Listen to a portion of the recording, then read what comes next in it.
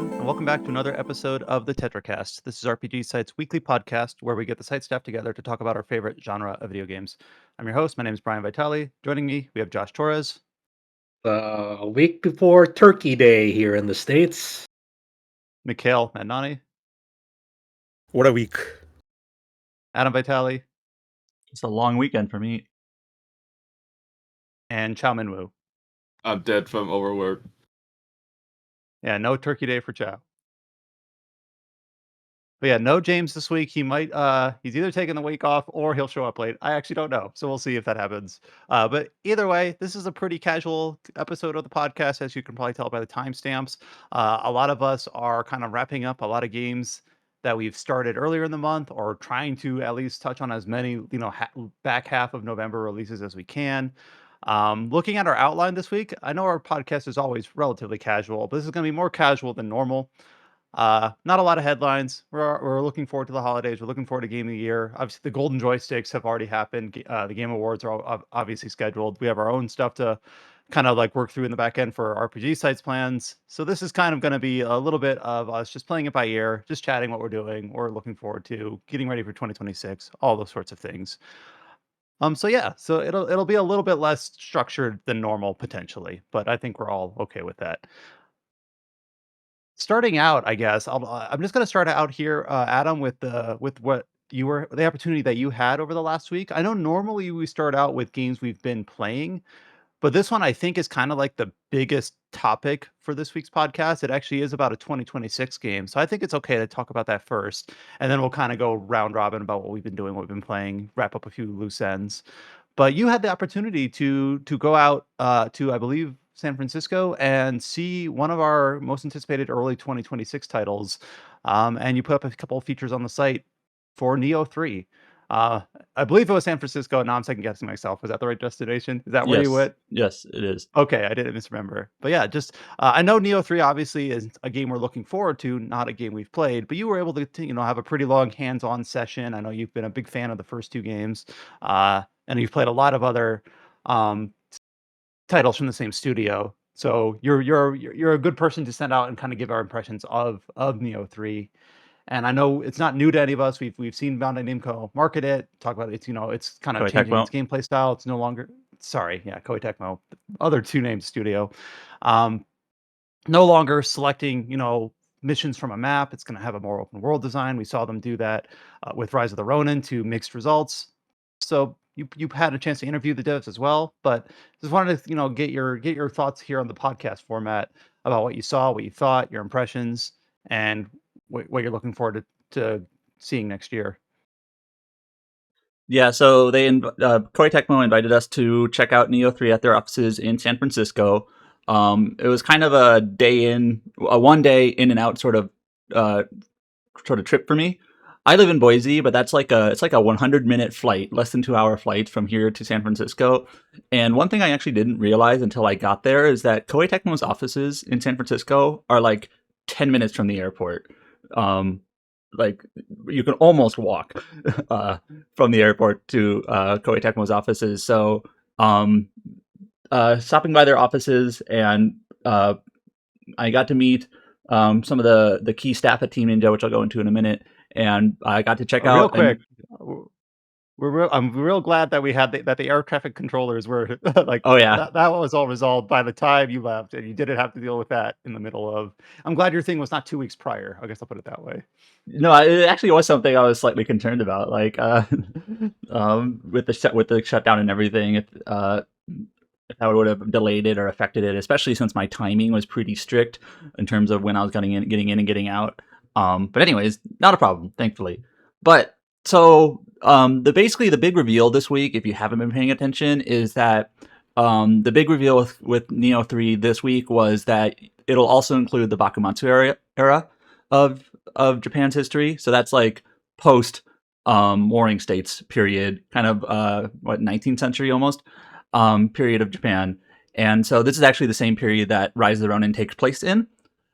And so that means you're kind of time hopping throughout the game, throughout all these various eras in time.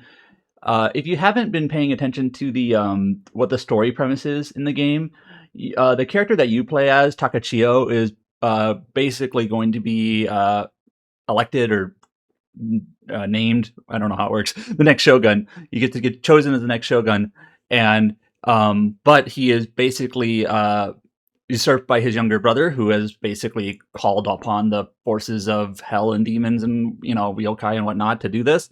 And it basically starts like a time hopping adventure where you're kind of jumping through the various eras in Japanese history to quell the demon threat, right? Yeah, I believe it's like they revealed like Edo, Sengoku, Heian, and now you're saying Bakumatsu. So Yeah. for people that don't know about like Nioh 3, like there's gonna be, like you said, lots of time traveling. Yes. Unlike the first two, where it's like it was more of a confined timeline, let's say. Yeah, Nioh 2's DLCs had a little bit of time travel, but it was kind of like a just a fun little isolated thing. Like, oh, in this Mhm. DLC you time travel to the Heian era, but now it's basically the premise of the game. Anyways, I got to play the Shimabara Red Light District, which is in the Bakumatsu era of the game. And so yeah, my main thesis, my primary thesis of my preview for Nioh 3 was that Nioh 2 is an excellent game. I liked it a lot. We liked it a lot. It was in our top 5 of that year.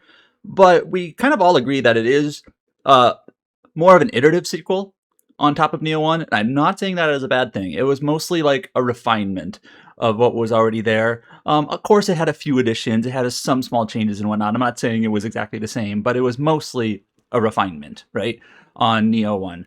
This game is not that. They're making a bigger swing here and trying something different in Nioh 3 compared to the first two games, which I think is probably, on one hand, a smart thing to do. They just don't want to iterate again. But also, some of the changes that they're adding, it's like, well, not everyone may like this adjustment, this change here.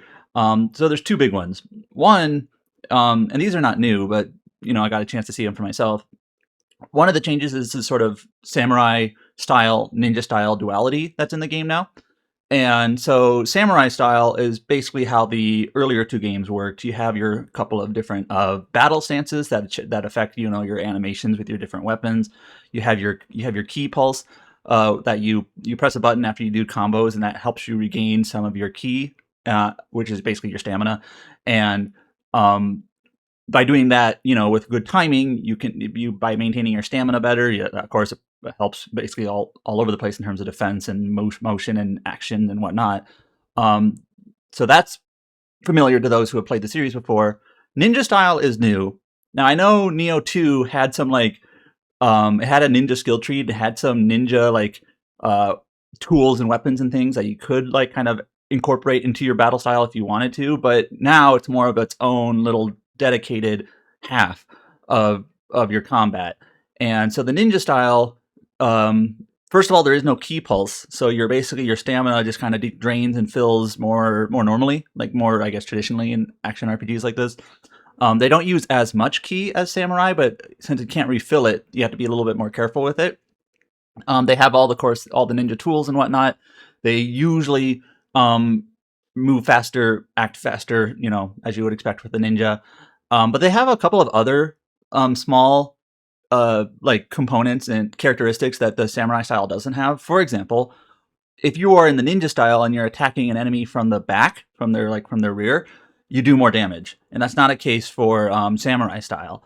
So that actually is something that I think will come into play when you're trying to play the game efficiently, try to deal damage and whatnot. I was actually fighting a couple of bosses in my demo, and there were times when I would when the boss would be staggered or stunned, I would make sure I go to ninja style and attack from the back, because they're like, hey, I'm going to do more damage if I do it this way, right?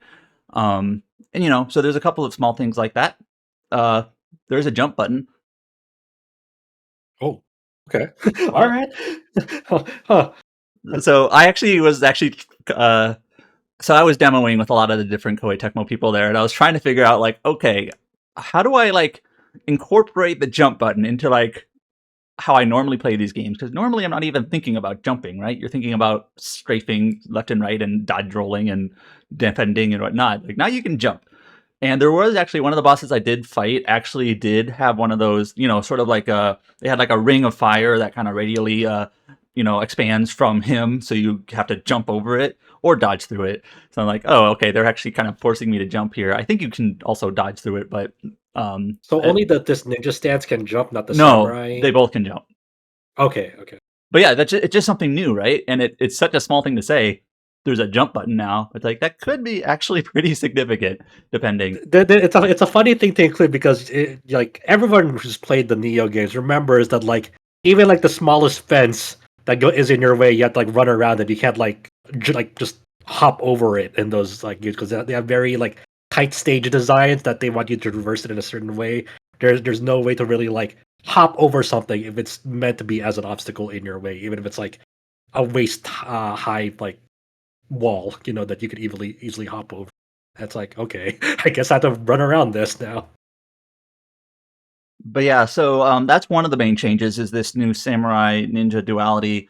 So in the game, some of the enemies, first of all, I will say a lot of the enemies that you fight are just carried straight over from Nioh 2, which is not a bad thing, but it's like, oh yeah, I remember these Nura snakes and these Ippon Datara blacksmith guys that jump on one foot and these babies that look like old men, and I don't remember what they're called, and all these different enemies, they're straight from the previous games. And it's actually kind of funny, like remembering Nioh 2 was 6 years ago, but I kind of still remember these, have muscle memory for these different actions that they do. And like, I know you're going to do the swing here, and I know I have to attack you at this point and whatnot, but a lot of the enemies are carried over. There were a couple of new ones. For example, there was some like undead knight on a horse that I had to fight. I tried using my jump button on that, which sort of worked. I was kind of clumsy, but anyways, so that's one of the big adjustments is this style. One thing I will mention on this is that in the alpha demo, I guess, which I did not play, Kite wrote up some impressions of the alpha demo back in June. It used to be that in the ninja style and in the samurai style, you only had one weapon in each style. So it used to be like when the alpha demo came out that you would only pick one weapon, and then when you switch styles, you would have a second weapon in the other style. But one of the things of feedback that they got on the game was, hey, I'm so used to having two weapons, in my previous playthroughs of previous Nioh games that I still want to have two weapons in samurai style. And then basically that is something they adjusted. Now you have two weapons in each style. So really 4 weapons total, because 2 for samurai, 2 for ninja. So, and they even told me when I was demoing the game, you don't have to switch styles if you don't want to. Some people might be so familiar, so comfortable with that samurai style, just stay in it, don't change. I think there are advantages to switching styles, and when it's smart to do so or efficient to do so, but you don't have to. So you can play samurai style or ninja style the entire way if you want. How different does like a single weapon type play in different styles? Like if I pick up scythe and I play it in samurai style, then I play it in ninja style, is it like significantly different? No, you misunderstand.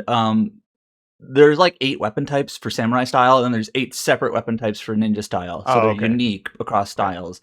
The samurai style weapons are, I can't tell you that they're all carried over from Nioh 2. I don't quite remember exactly every one. There's like obviously the katana. Well, they added one per DLC, yeah. Right. Then there's the cestises are in, so Josh can play as his favorite punch boy. Hell yeah.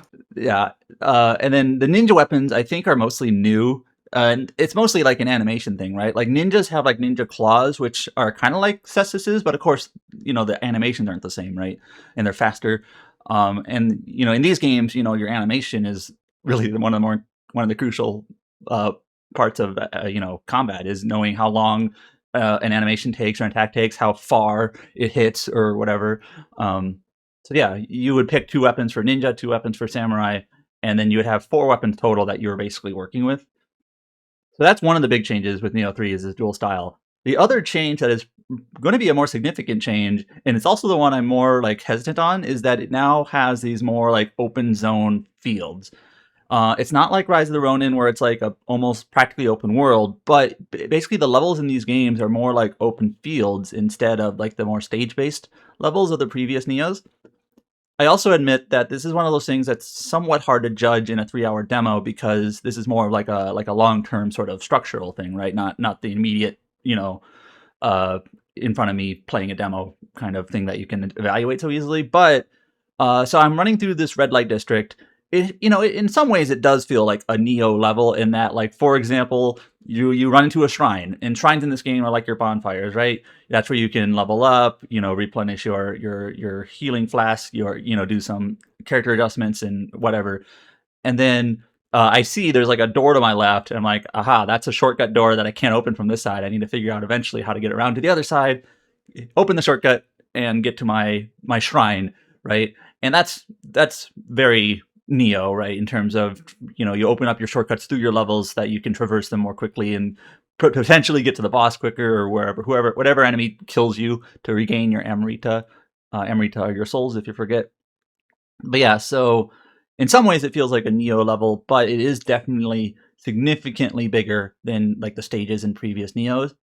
So I'm running through the red light district, and the first boss I face off against is Takasuki Shinsaku, who, if you played Rise of the Ronin, or just maybe familiar with Bakumatsu period Japan, he is one of the key characters in that game, or in that part of history. And so he has his own guardian spirit, some sort of weasel thing with a stringed instrument. I don't know what it's called. Sorry. And he has a gun because it's Bakumatsu period, right? And the boss fight here was fun, and this is what I come to Nioh for, right? These energetic, tense boss fights. You're in a boss arena. You learn the enemy's attack patterns. You learn, when they are most vulnerable, and all these things. And then I ended up beating the boss. He kind of becomes your ally at this point. There's a really cute scene with a bunch of Kodamas and Scampuses and Chijikos that appear at this point. Chijikos are these like flying ferrets that are new to Nioh 3. We'll get back to more on that later. But anyways, after the boss fight, my muscle memory is that, okay, they're gonna push me back out onto the world map, right? And I get to choose the next stage. And it's like, nope, not in Nioh 3. In Nioh 3, it's just like, continue on with the level, because it's a big level and you can just keep going, and there's just more of it. Like, oh, that feels actually kind of weird. Like, that's not how the other two Nioh games worked. Is you got to the boss, you beat the boss, and then you'd have to pick like the next stage. But no, you just continue on with the level, and there's just more of it. And that's new, and that's different with Nioh 3, right? So it's one of those things where it's like, I'm not sure how I feel about this. So yeah, we probably didn't get to like check it out for yourself, but does that mean there's like not to show you like a stage select in the game? I don't know if like you're able to get out like into a menu. I didn't see one in my time, but I only played it for like 3 hours, and I was able to like walk from one zone to the next zone, like in real time. There was no like separation between them, like Rise of the Ronin. And so it's like, oh, there's actually like two different zones on the map. It's gonna be like that, kind of like that shell shock effect, like when what Monster Hunter Wilds did, where like after you finish the hunt, you don't go back and fly back to a hub after a countdown timer. It's like, no, you just stay out on the field and you go to where you want to go next after you're done with that hunt. It's like, oh, that feels really weird. I'm used to a countdown timer and flying back to a hub, to go take on a new hunt, instead of like just being out here and picking my nose and be like, where do I go next? Yeah, I don't think you managed, like, they didn't give you access to this or not, but I wanted to know, do we know if you can play the whole game in co-op with a friend? I know there is online co-op. I don't quite know how it works, but I know I know you can play in co-op. Because they made it a bit, like, I think Ronin had the online, that had online, right? I'm not confusing it with another game. I don't remember. It kind of did. I don't like there were like multiplayer like challenge levels that you did. But I think you had to like beat, if you wanted to do the story though. I think you had to like beat the level first, and then that level becomes available through multiplayer. Okay, I was confusing it with something else. But yeah, I was just wondering if they finally let you do that, because Adam interviewed them as well, like answering some of the questions. Like, difficulty options are not in like they are, and like Ronin had them. And the other thing I was curious about is, you played it on PS5 or PS5 Pro, if you remember. I don't remember. It was a PS5 something. Okay, I was just curious whether that was like, do we know if it's going to have like quality performance options or something? Because they usually add those into this thing. But I guess, yeah, it's too soon to say. So yeah, that's fine. And that also is like in flux as well, right? Because the last months of development are usually optimization. So that even if that stuff was in there, that the results you might find might be subject to change and not. I did run into a funny bug. What did you do? it was kind of a small thing, but in the middle of like a field zone, like a block of the red light district, I found like an invisible part of like in geometry or environment in front of me that I was able to like climb on top of, and like I climbed on top of this, and here I am just like standing in the middle of the air, like, oh, I don't think this is supposed to be here. That's You know, funny. just a small thing. Like, obviously, you didn't do anything and didn't like break anything. I was like, oh, I can just climb onto the invisible block in front of me. Anyways, another thing that was a little bit kind of related, or it is related to the larger zone structure, and this is almost like when I saw this in the menu, it kind of gave me like I sighed, kind of disparagingly so. Was I opened the menu and there's an exploration level, and it's like there are 3 kodamas in this section of the map, and there's one valuable treasure chest in this section of the map, and there's one of those I forget what they're called, but do you remember those like stone wall demon guys? They're back, like one of those Oh guys. yeah. I They, forgot. they What were they're in called, previous too. games. I just forget what they're called. They're like it's like a wall, but you get close to them and they turn into a demon, and then it opens up a path. Like, okay, those are Mhm. marked. And so my point Oh. is it kind of feels like Rise of the Ronin Light. If you played that, you kind of like collected stuff on the map, and as you explored, I'm talking about Rise of the Ronin now. As you explored the map, and as you like completed, objectives and whatnot, you would like raise your level with that map, and it would once you raise your level with that map, it would allow you to like see more like items and icons on the map. It's not exactly the same here, but it's a similar idea where you have an exploration level for each open zone in the game. So of course, this is brand new to Nioh. Nioh has never had anything even close to this before. It didn't. There wouldn't be a place for it. But there's these. I think you go from level 0 to level 4 on any zone in the game, and as you find shrines, as you collect kodamas, as you fight off certain enemies that count for it on the map, you raise your exploration level on the map, and this can give you items. It can give you permanent stat ups. Like literally, they'll be like, if you reach level 2 on this map, you'll gain attack plus 5. Just globally, your attack goes up by 5, and various other things that you can get for like raising your exploration level. So it's kind of that's the carrot on a stick. Is if you want to explore the map, you want to find the things, and you can actually like become more powerful if you do this. So I get the incentive there. Like, oh, this is an incentive to explore. If you kind of finish up your exploration, you find these things, you can power up, like quite literally be stronger than you would be if you didn't do this. But I'm like, in a Nioh game, that kind of feels weird to me. I'm not Is saying I this hate going to be it. like the adaptive difficulty thing? Well, adaptive difficulty just gives you like some flexibility, Well, kind of I like don't, Elden I don't, Ring, I don't know if maybe. it's like not adaptive difficulty, but like for example, if you're on like the I don't know the 8th zone in the game, and it's like, hey, if you didn't like fully explore the previous 7 zones in the game, you're leaving 40 attack on the table or whatever that you could have at this point, um, which is not nothing. So there's going to be this new component to this gameplay where it's just kind of exploring the map.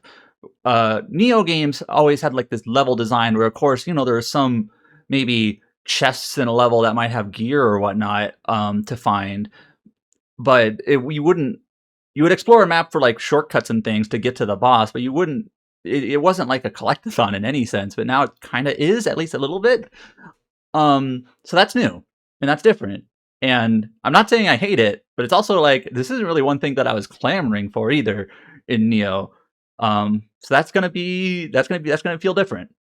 Yeah, I think that's gonna be one of the main things they'll have to contend with. Is you're gonna have to make exploration feel meaningful because and they already acknowledged in your interview with them as well. But one of the challenges and flaws that Rise of the Ronin faced was the open world activities, and that felt very antiquated, very early to mid 2010s game open world game where it was very basic and repetitive. And since that time till now, open world design activities have become more varied and become sort of expected. And that game was really falling behind in that aspect. Yeah. So when I interviewed, let me get their names. I interviewed Fumihiko Yasuda, who is basically the boss of Team Ninja, as well as Kohei Shibata, who is the director and project manager in Team Ninja, as well as the producer of Nioh 3.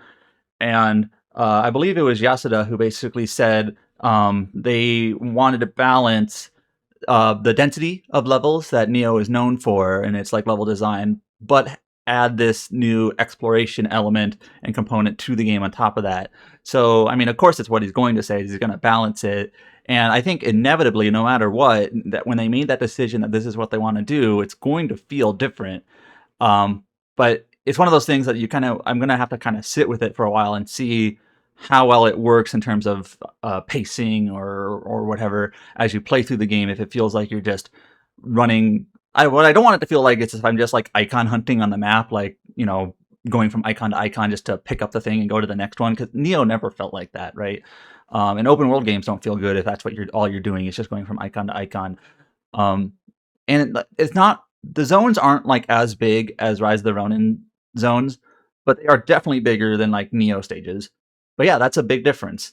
And again, that was more or less the thesis of my preview, was that it's going to feel different. They're being a little bit more experimental, which on one hand I applaud. Let's just try something new. Stretch your comfort zone a bit. It's just that we'll see how it turns out in the end.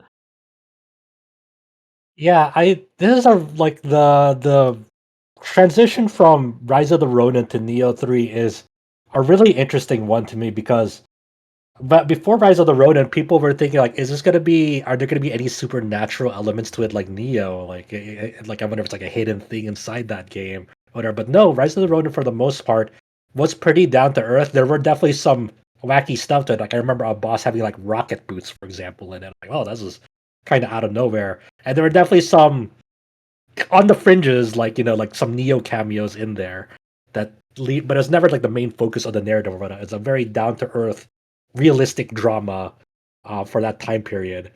And now they're revisiting the Bakumatsu period again, but now under a supernatural lens in the mainline Nioh series. So they're essentially like kind of for people who wanted to experience the Bakumatsu period but with more supernatural elements, like, hey, you have a new Nioh that does that along with all these other periods in Japanese history. And it really makes you wonder like what the scope of this game is, because it cannot be like this massive game that fully fleshes out all of the eras and time periods that it represents. It definitely has to pick and choose its battles over like which significant figures it wants to incorporate within these time periods. Because if you try to flesh them out in their entirety, it's just going to be what 100+ hour game main campaign wise. It's like that's not going to feel great for the kind of game Nioh is. It feels great like for replayability, but not so for like main campaign. Yeah, the previous Neo games, I know there were like some not time travel, but there were some jumps in time, but they're more like linear, like seeing the story of Nobunaga and all that.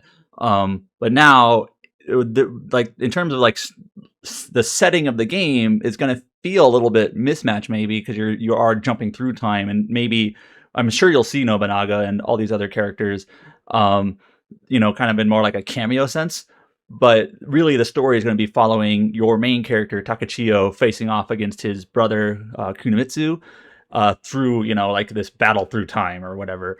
And we'll see where it goes from there. Actually, kind of funny. One of Kite's questions that he wanted me to ask. I'm not as familiar with this period of time as he is, but I guess your main character Tokusawa Takachiyo is like the grandson of Ayasu or Ayasu. I might be mispronouncing it. Ieyasu. Yeah, and like, will they get to meet each other in the game? Like when Ieyasu was a young man, and Shibata at the time kind of like pierced his lips, and he's like, "I can't tell you that," but they'll do something. So there's, if you're into this sort of time period, this sort of pseudo history type stuff, I'm sure they'll do some fun things with it. Brian, what do you go for it? When you were talking about the collectathon nature, um, I just kind of wanted to like comment on that, because in my head I was like, I don't like that. No, actually, it sounds like it could be good. No, actually, I don't know if I like it. So like, I'm not falling very clearly on one side or the other. It's one of those things where it really just kind of depends on how it's implemented, how the exploration feels. So you kind of already touched on that. Like if it's just traveling through icons like on a map, it's going to be very bad, or it'll feel not like very incongruous from the other two games in the series. And I just I was hemming and hawing over like whether or not I felt that that was something that could work or should work. Like I don't want to be too dogmatic and say like absolutely not. That's not how the previous games work. That way, that therefore it cannot be that way in this game. Like no, I hope obviously they had Rise of the Ronin as kind of, even if it was like different specific talent on that title, to maybe like take some lessons learned or kind of polish up their approach onto like how to implement it, to what extent, like how much time is spent progressing the story, like I don't know, linearly through the levels versus I know not levels, but through like the narrative versus retracing over old ground to find these like check marks, fill these bars, get like power up. I'm the sort of person where like I play most games that I enjoy kind of like that anyway. So I think for me, I don't feel like it'll come across any differently. But I could see people who don't normally play like games that way could be really frustrated where it's like, oh, I can't beat this boss because I just need to go get more stats. I need to grind. Just it's kind of like verbs that you don't normally associate with a game like this. But like Rise of the Ronin, it definitely feels like it's not going to be to that extreme. In Rise of the Ronin, there were times when like I would just kind of like settle in for the night and be like, all right, let me just turn on a podcast or something as I just like I'm just gonna do icon hunting on the map tonight, and just almost felt like a chore. And I know you don't have to do it, but it's kind of like I want to do it because you get stuff for doing it, and that kind of feeling where it almost feels like a checklist. And like I'd hope Nioh doesn't feel like that. I don't think it will because it's not that big compared to Rise of the Ronin. It's just like my main takeaway is like like yours. It is different. So I'm just I'm gonna try to embrace it as I can, but I'm still just like you hesitant on seeing how it'll actually shape up in the end and how will I feel about it once it's all said and done. But I don't really blame them for trying something new, and in that sense, I do kind of appreciate being a little bit more experimental rather than just retreading the same ground again. Yeah, I do wonder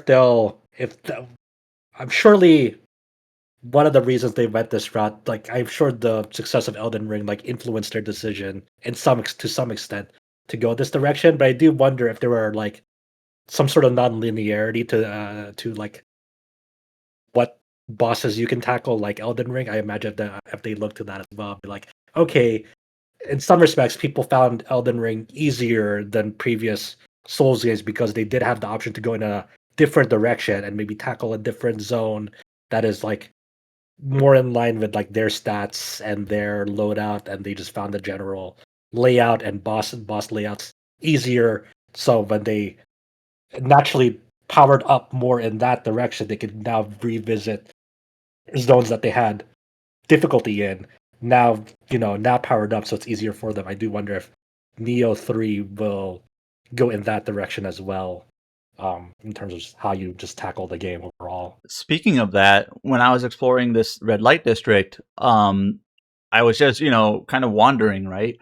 And in one corner of the district, there was like an arena there, and I walk into it, and then all of a sudden, I'm faced off against a Raiju, which a Raiju is like a giant, like electric lizard, not lizard, tiger thing, demon. And it was just like any other Nioh boss fight, right? And it was exciting. It was fun. The combat components of Nioh are as good as ever. And then I beat the Raiju. I got his soul core, which if you remember the soul cores in the previous games, they're like monster abilities that you can wield. And I remember my person who was demoing with me was like, "No way! I fought that guy like 4 times and I couldn't get the soul core or whatever." Because it's a drop, right? It's there's some percentage chance to it.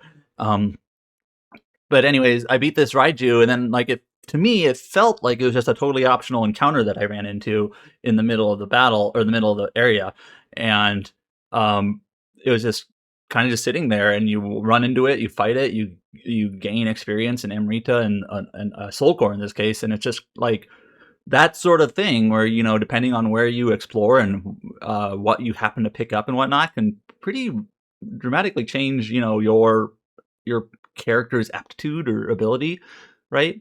So that's kind of interesting in a way. This really makes me wonder, like revisiting that question of like how they're gonna handle multiplayer, because since those drops are random, like those soul cores are random, for example, and they might have like meaningful upgrades behind obtaining one of those. Like I wonder if this game will sort of become like that multiplayer experience, like, hey, I'm co-oping with friends to do boss rush runs like how you used to do like ball runs in Diablo 2. We're farming a boss to get their drops, together and stuff like that. So I wonder if this game becomes sort of that action RPG experience where you do boss runs to get drops together. Another component to the game that's a little bit different also, I actually had to boot up Nioh 2 again to remind me exactly what it had. So Nioh 2, it did have skill trees for the different weapons, and like you would get like points for each weapon that you would spend on a skill tree that would be like if you're using the axe weapon or whatever, if you spend a skill point at this point in the tree, you can now have a new ability where if you do heavy attack, light attack, and then hold heavy attack again, you have a different, attack now. That's all back in Nioh 3 also. It seemed a little bit more expensive this time at a glance, but it's hard for me to say that with, certainty.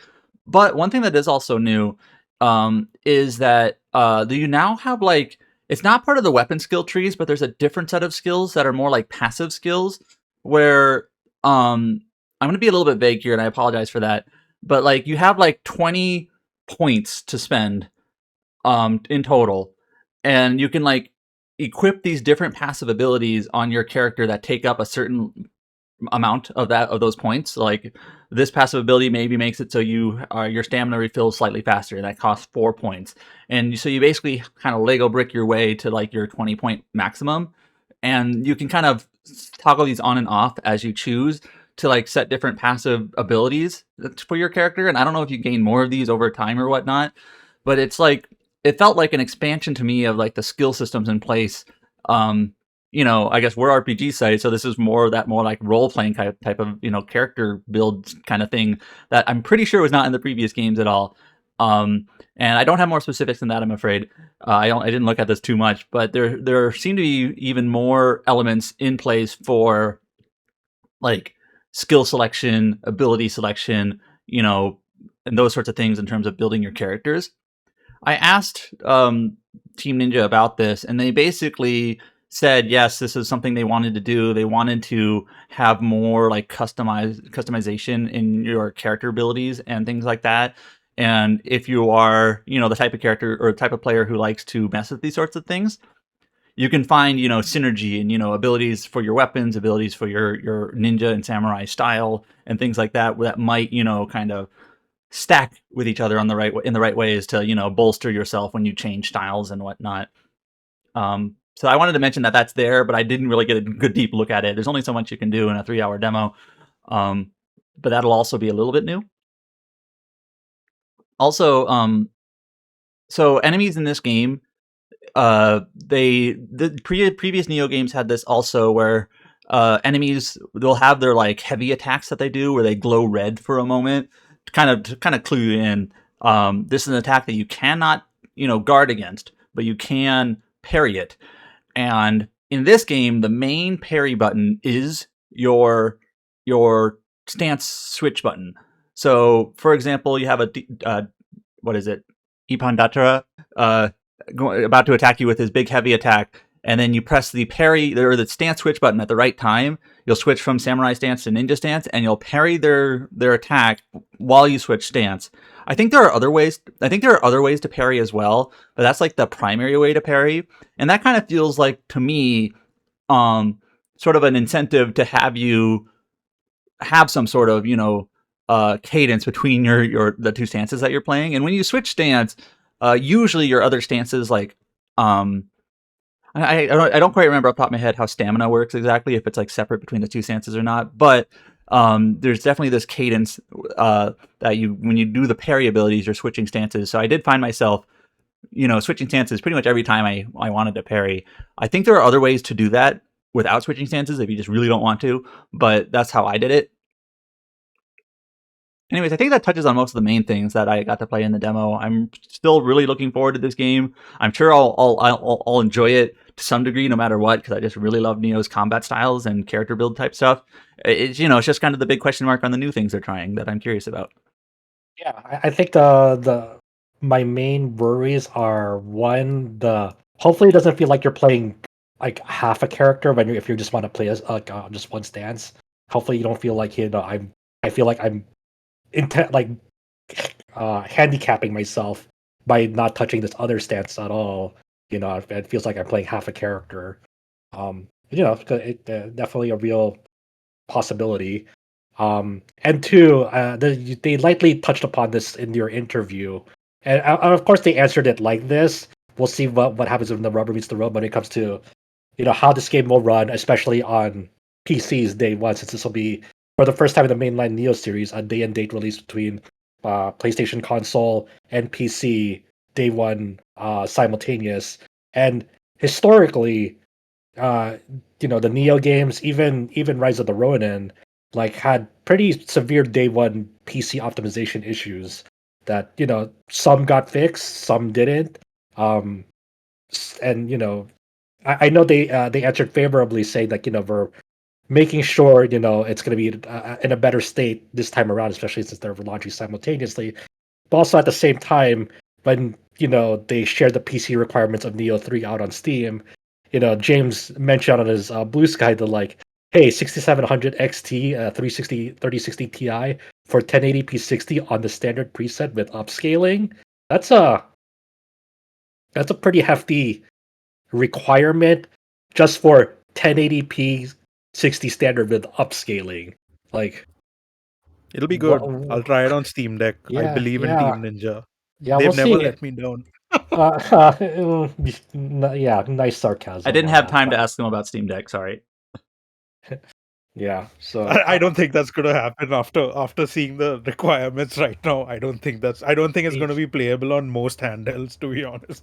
But yeah, I asked them about this PC port, and they basically gave the answer they should give, but it's it's kind of just more of a promise than anything specific. They're just like, yeah, we're working with our R&D and QA teams to make sure that PC port comes out in the best version possible. And like, okay, fair enough. yeah. Will it actually? We'll see. But it's not like they can answer. It's like, oh yeah, don't expect great things day one, guys. No, there's no way they'll answer like that. It's like, hey, yeah, we'll we see we what felt happens we when- felt the performance on the previous games was good enough. We're just gonna stick to that. Expect Rise of the Ronin's day one PC release. That's how they should have answered. Nah, but yeah, I hope like I share your same sentiment. Like, I'm optimistic for the game. I really like the Neo series, especially too. I grew to appreciate that the more time I played it. I'm apprehensive about the open zone approach that they're adopting this time around. But I'm not gonna completely shut it out. I'll just wait and see what I feel when I get to play it. And remind me, when's Neo 3 coming out? I know it's like early next year, but I actually don't remember the actual date. February 6th. February. And I actually did joke, not with the leadership of Team Ninja, but with some of the social people, like community manager people there. Like, why did you choose to have this come out like the same day as Dragon Quest VII Reimagined? And they actually laughed because they're aware of that. They're like, yeah, it comes out like the day after or whatever, or the day before. They're like right next to each other. It's both early February, so they're completely different types of games. But for someone like me, I'm interested in both. Yeah, same here. Yeah, Adam, thank you for kicking off the podcast talking about Neo 3. I know it's a little bit different to talk about a preview in that sense, but I know you had a pretty neat opportunity, so I wanted to make sure we platformed that. At rpgsite.net, you have a written preview, Neo 3 preview, as well as the interview with Koei Shibata and Fumihiko Yasuda from Team Ninja. So do go to rpgsite.net and check those out. And this is the part of the podcast where we normally go through like a handful, 2 to 4 games, usually newer games that have released that we have an embargo that is up that we can talk about a review or something like that, maybe other previews. But in this case, we're going to kind of just play it by ear. I know a lot of us have been playing a lot of different things, and I think I just kind of put a little menagerie of different things that I've been playing here to talk about next. I'll probably start out with Outer Worlds 2, at least in a very abbreviated sense. We already did speak to Outer Worlds 2 2 or 3 weeks ago when we had Hayes on the podcast to talk to it when it released in late October. But no one here that's a direct site contributor had played it, and I'm not done with it. I'm about halfway through. I've explored like 2 of the 4 main maps, and I just had my usual 10 or 15 minutes of thoughts as I'm playing through it. Because this is kind of like the last game that I wanted to like really button up before end of the year stuff, because the reception to it had been relatively like, yeah, it's good, but like nothing more than that or less than that. It just seemed like it kind of like plopped into the schedule and everyone kind of moved on. And as I play through it, I can sort of see why, maybe. So when I play through Outer Worlds 2, I played through the first one once. I never revisited it. I never played the DLC. I thought it was fine. I wasn't excited like super gung ho about the second game, but it's a game I wanted to play. Uh, and as I'm playing through Outer Worlds 2, I really enjoy a lot of the decisions they made in terms of game design. And a lot of these were things that were kind of headlines before the game came out of different flavors. Some of them were like very specific or hyper specific, like you can't romance your companions, or a little bit less like we want your choices to matter. You can respec once. You won't be able to see or do everything. You can't become a master of all trades. Like actually making it so that you have to, in a sense, role play the character that you choose. Like you can't just cap out on everything or pretend this is like a recent Elder Scrolls game where you can just level up every stat to 100. And I was playing the prologue of Outer Worlds 2, and I could not like save a person because I did not specialize in a specific skill. And for a while I was like thinking like, does this frustrate me? A little bit, but like not in like a sense of how dare the developers keep this from me, but kind of in like, man, I should have specialized in that skill, sort of thing. So as I'm playing through this, in terms of it's a first person, it can be played in third person, but I think of it as a first person RPG. But on a technical level, I'm really enjoying it. It doesn't feel like that janky first person RPG sometimes can be. Like it feels really fluid. I'm enjoying the combat a lot. It's actually giving me a fair bit of challenge in terms of even just like the normal difficulty. I think the quests are well designed and well written. The maps are fun to explore. I really do like how the skill and perk system works and how the flaw system works. So the skills and perks are very like classic D&D in the sense of every level up, you get skill points to level up your hacking or your engineering or your guns or your stealth. And then every other level up, you get a perk, which is a little bit more meaningful, like change or augmentation to like how certain things work. So I really like that feeling of that progression. The flaw system, which we spent a decent chunk of time talking about, where the game as the game learns how you're playing it, it'll give you the opportunity to take flaws, which will give you like a strong benefit with a strong, drawback. Like, for instance, because I was putting points into so many skills, I got a flaw. I don't remember the name of the flaw, but I got a flaw that said like, "Hey, we notice you're putting a lot of points into different skills and you're not really specializing in one. You can A, choose to commit to this type of play style and get an extra skill point every time you level up. But the drawback is that you can never put a skill point in your highest skill unless all of your skills are caught up. It's It's funny. basically it's basically making you commit to be a jack of all trades, master of none. If your engineering is at 8 and your guns is at 5, you have to have your guns catch up to engineering before you can put more stats into it. And I sat there for a while like, "You know what?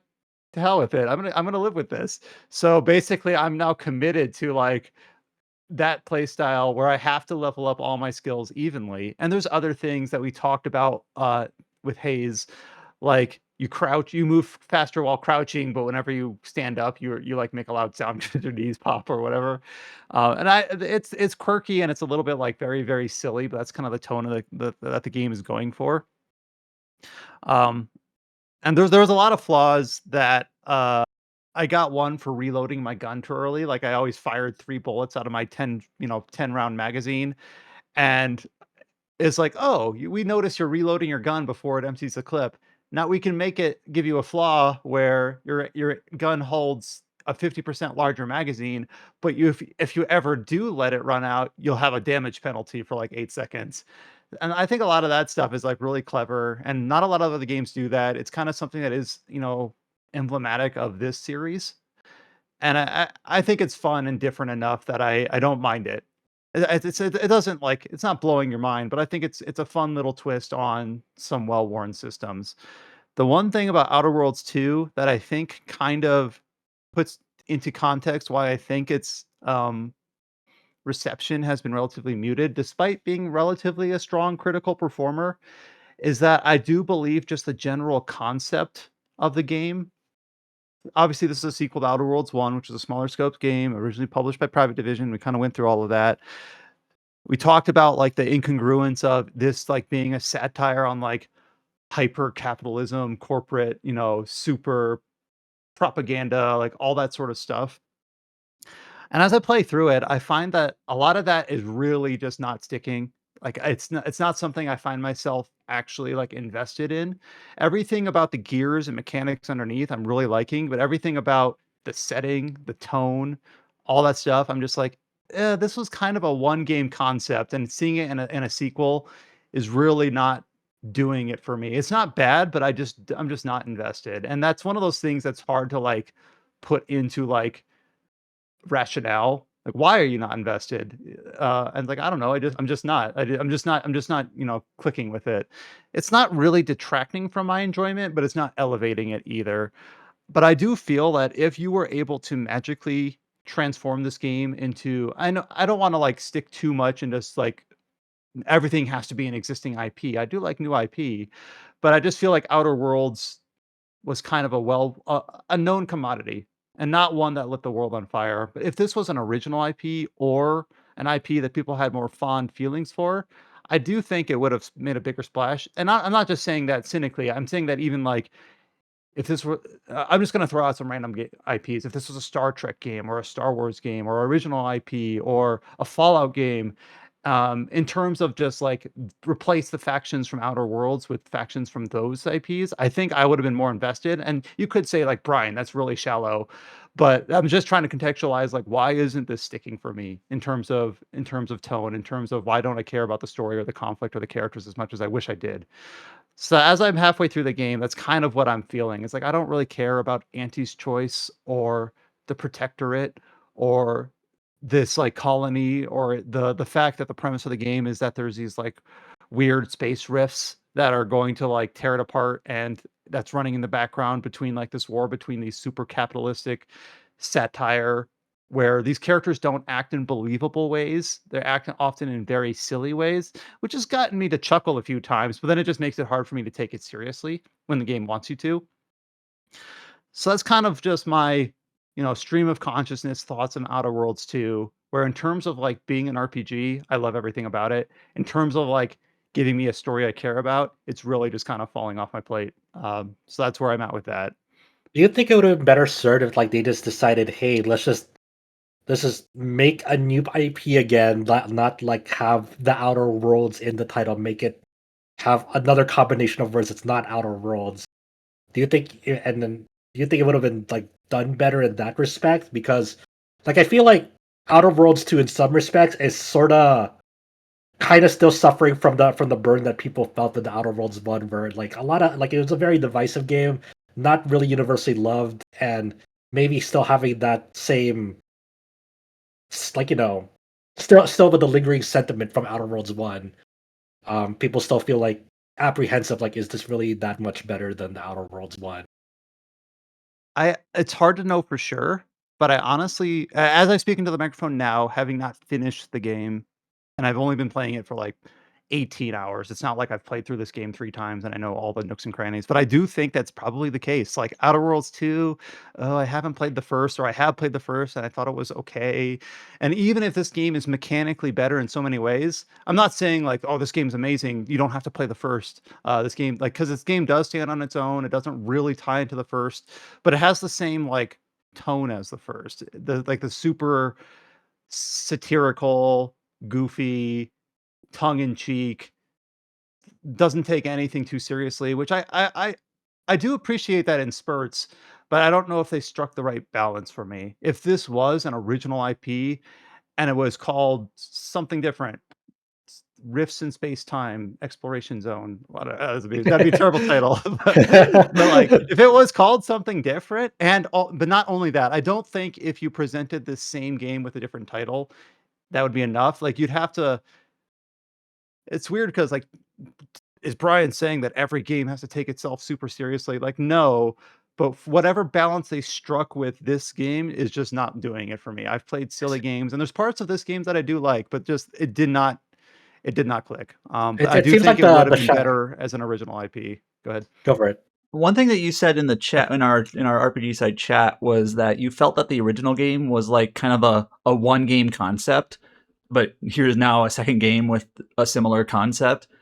And I have not played Outer Worlds 2 yet. I will play it, but it actually is something that I was kind of wondering about, where it's kind of like Outer Worlds 1, just the whole concept of the tone and the style of it did feel like, yeah, that's kind of a fun idea for a game. Just, a game, one game, and it's like, oh, we're going to do it again.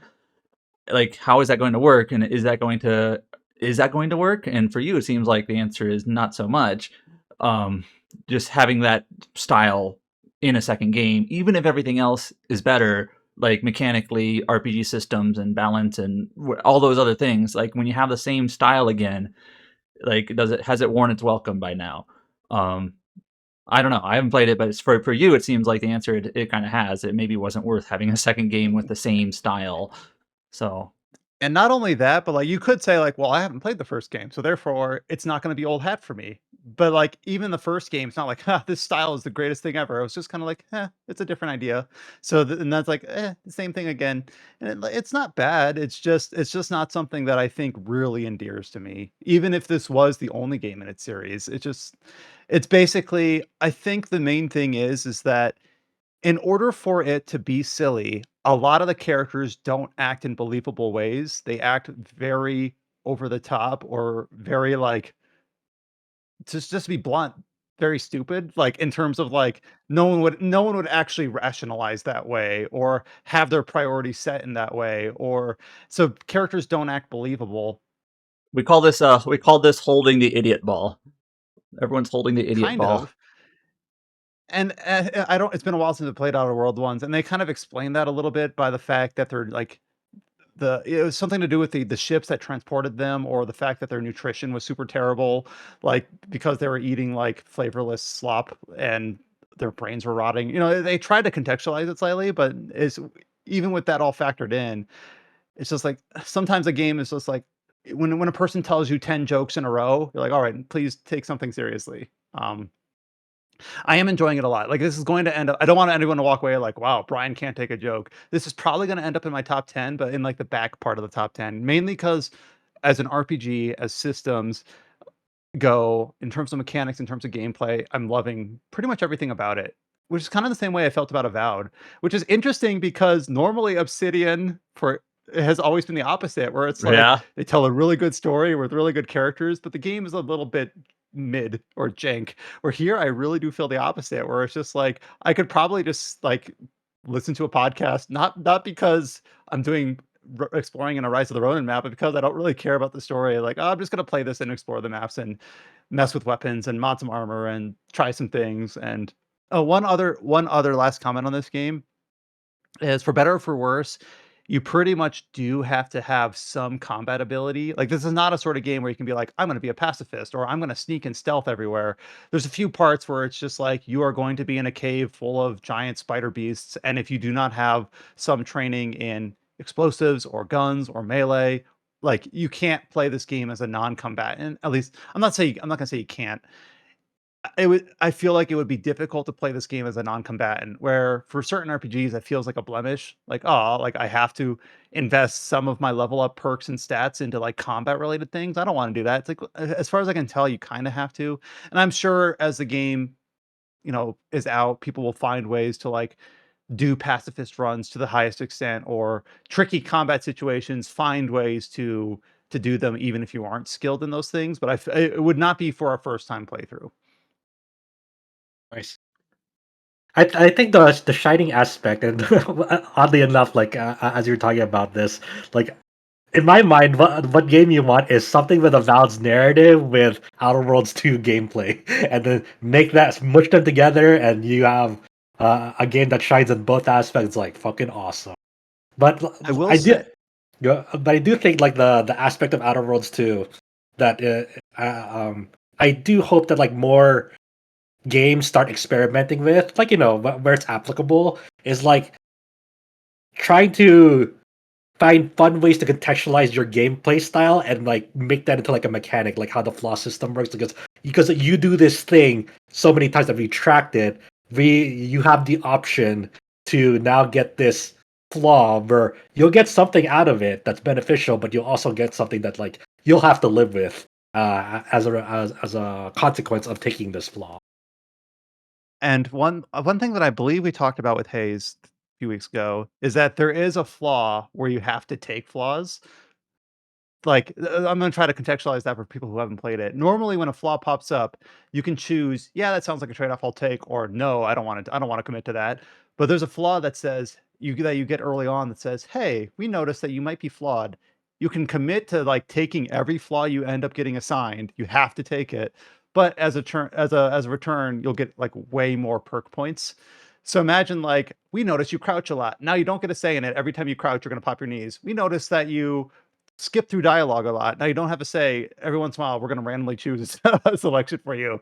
We notice that you put a lot of points in skills. Now you're no longer allowed to tap your highest skill without making them all match. But the trade-off is that you get a lot more perks. And then actually to the developer's credit, it does say this is not recommended for a first playthrough. This is going to change your experience significantly. And there's no respec or like take backsies. Like you have to do it. It's And, fun. I guess one last comment is that I do think if I had to compare Avowed and Outer Worlds, Avowed is not saying this as a judgment thing, but I think Avowed is slightly less of an RPG. It's a lot more combat focused. It's a lot more arcadey in that way. It's a lot of running around. Like there's still quests and story and characters and things like that, but there's less in terms of like skill checks, in terms of like role playing.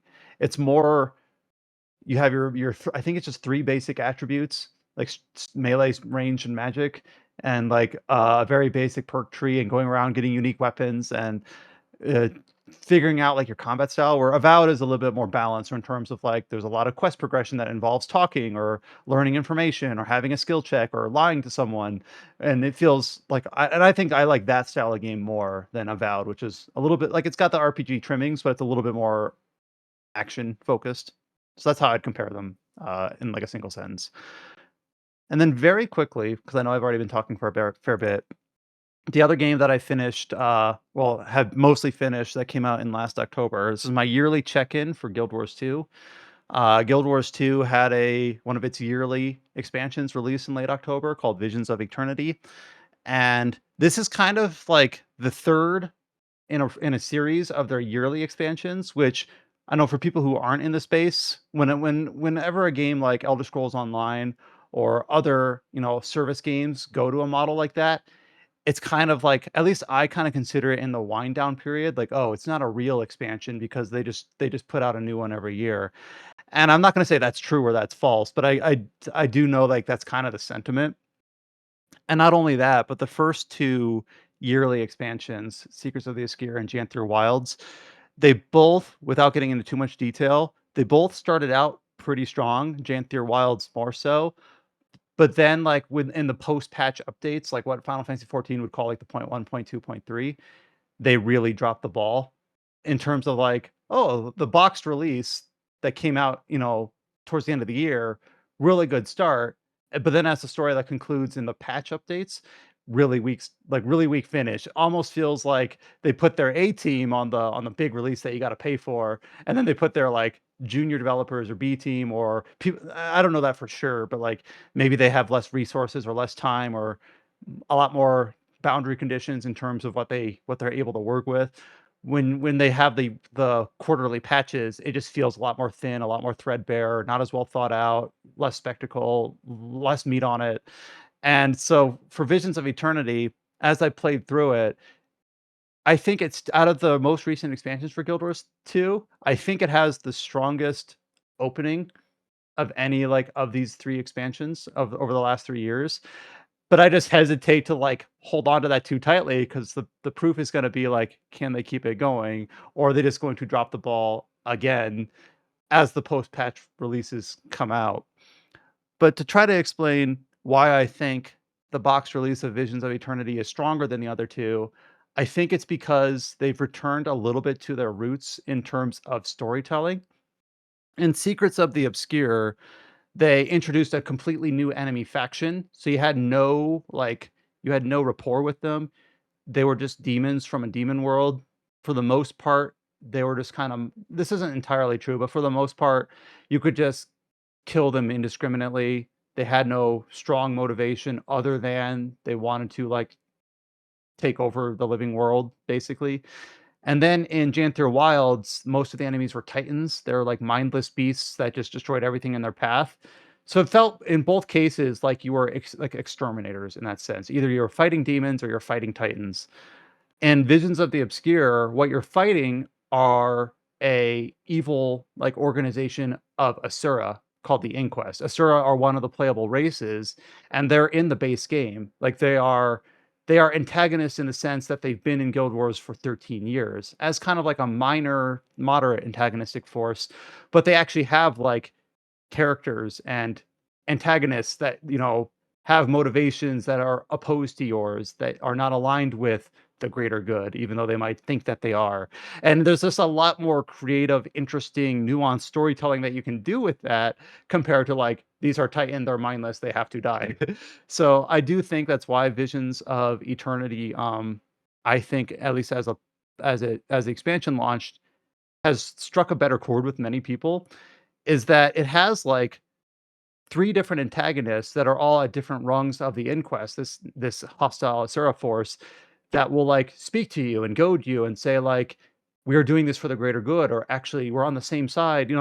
They can actually, like, manipulate the player or turn the story to their will instead of just being, like, mindless force. So, I know I'm kinda speaking that at a very high level But because it's I have definitely played games that have had because it's kind of a compounding issue. I have definitely played games where like the conflict, the enemies are just like destruction, and it's just like, well, time to stop them because they're bad, and it's just all they do is destroy, and it just kind of becomes like a boring conflict. So like really, the root of any storyline of any narrative is you have some sort of antagonist, and they come into some sort of conflict with your protagonist, and the story kind of falls from there in terms of what you are trying to accomplish. But when it just becomes antagonist is destroying stuff and you just don't want to stop them from destroying stuff, it kind of becomes a boring story, and no matter what you do with it.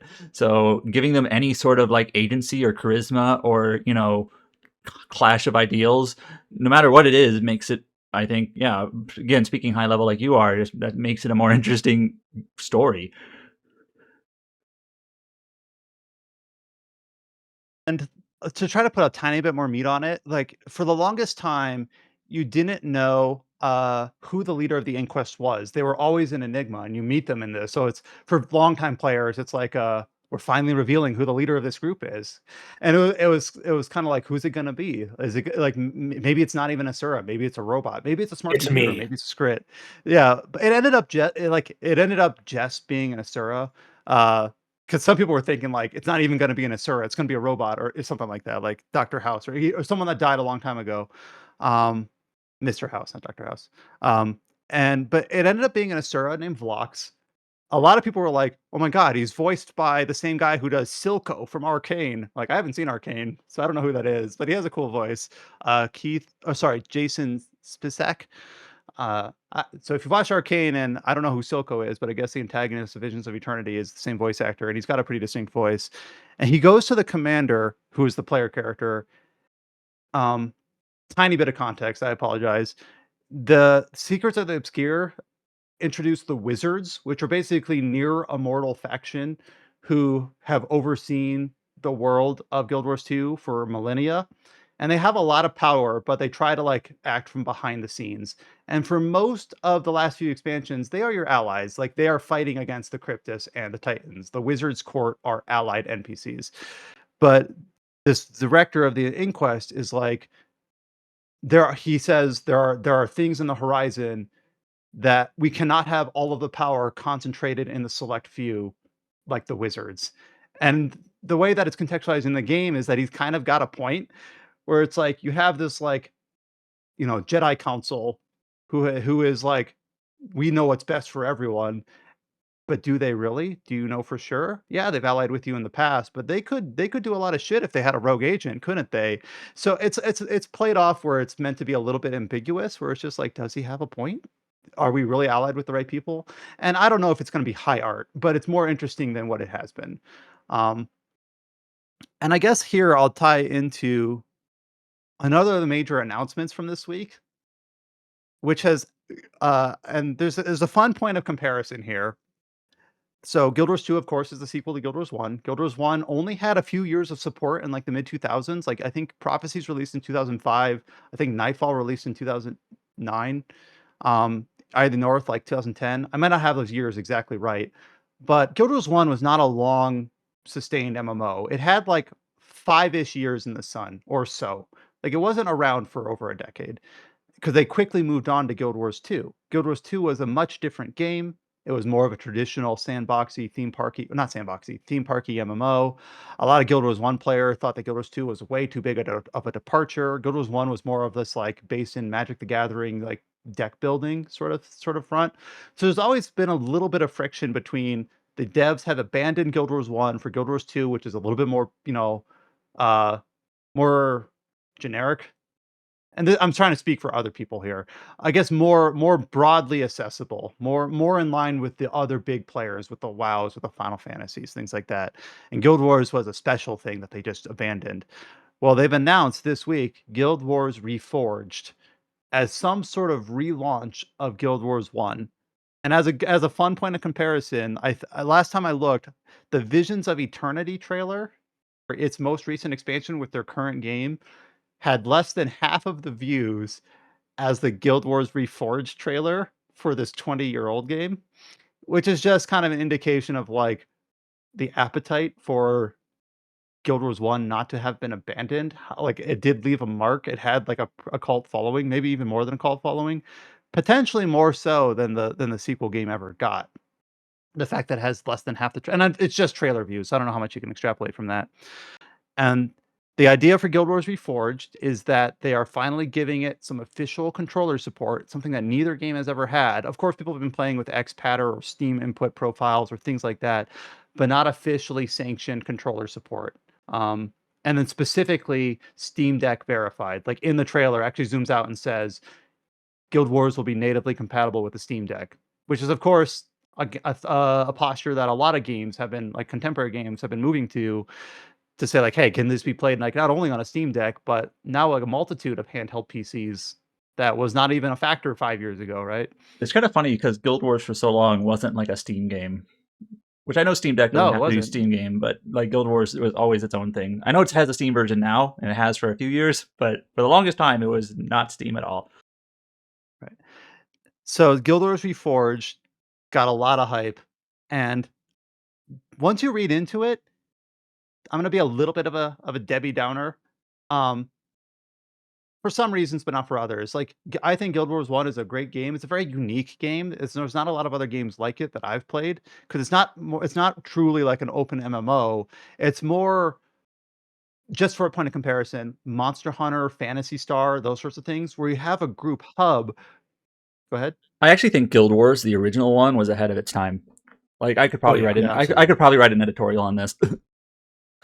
Because it had, and I know it didn't invent this. I'm not trying to say that it was the first to do any of this, but it had like a hub in each city or outpost where you would find your friends or allies or strangers, who knows, like other players, and you'd group up to make your party of 4 or 6 or 8, and then you'd go into the world into your instanced content. So this would be like gathering your hunting party and going to hunt a monster, or Fantasy Star going out to your mission, or I'm sure there's plenty of other places I could compare. Those are the two that are just on my mind right now.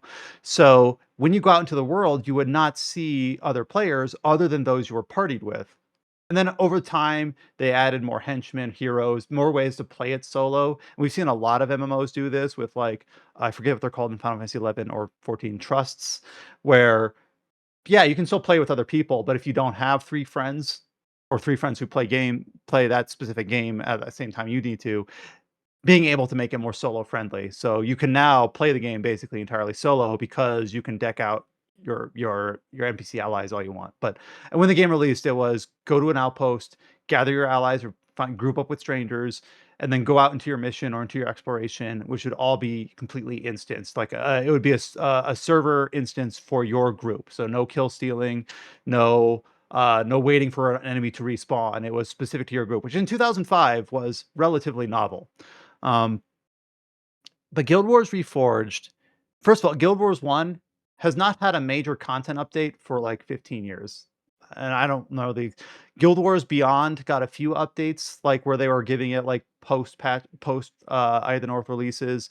I don't remember exactly when the last one was, but it's been live but in maintenance mode for over a decade. It's been getting like incremental updates where they'd be like, now we support modern anti-aliasing, or we've reduced the LOD, or we've made the UI viewable on 4K monitors, or uh, even some small content updates. Like we added a new skill to every class. Like they're not major or super significant, but it's not like the game has been on ice for 10 years. Like it's been playable on modern systems, which is more than a lot of games from the late 2000s, you can say, where they don't even support like widescreen natively, where you have to use a mod to play nice old Republic PC in widescreen, things like that. Which I know that was more early 2000s, but whatever. So Guild Wars Reforged, the trailer for it is admittedly really bad. It's like 2/3 of it is like the ancient CG from 2005 that they outsourced, just like spliced up. That's not what the game looks like. And then the snippets of gameplay are very small. Like the game still, you can play it in modern resolutions and modern frame rate, so that helps a lot. But this is not a remaster. This is not like a texture swap. This is not like new assets, new models. It's like we fixed the bloom. There's now a small amount of ambient occlusion on armor. We've added FXAA, which is not a new AA technique.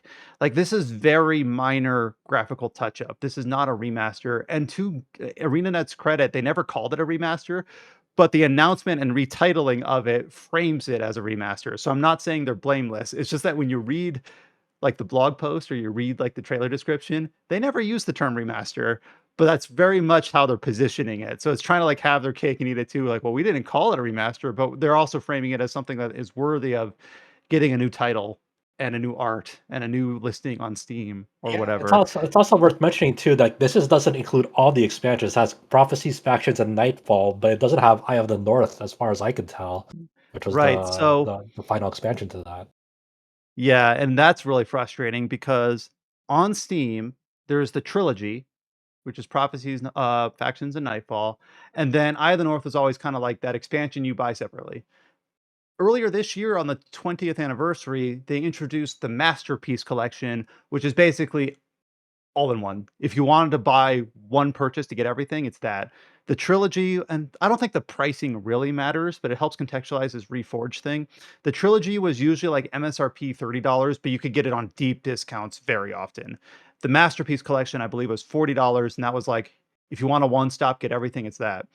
So for Guild Wars Reforged, you can there's jokes to be made about, didn't Warcraft call something Reforged and it was a terrible idea? Like, yeah. I'm not saying it's doomed because they use the same name, but it's like, huh, okay. It's just the trilogy. It's $10 off. It's 20 instead of $30.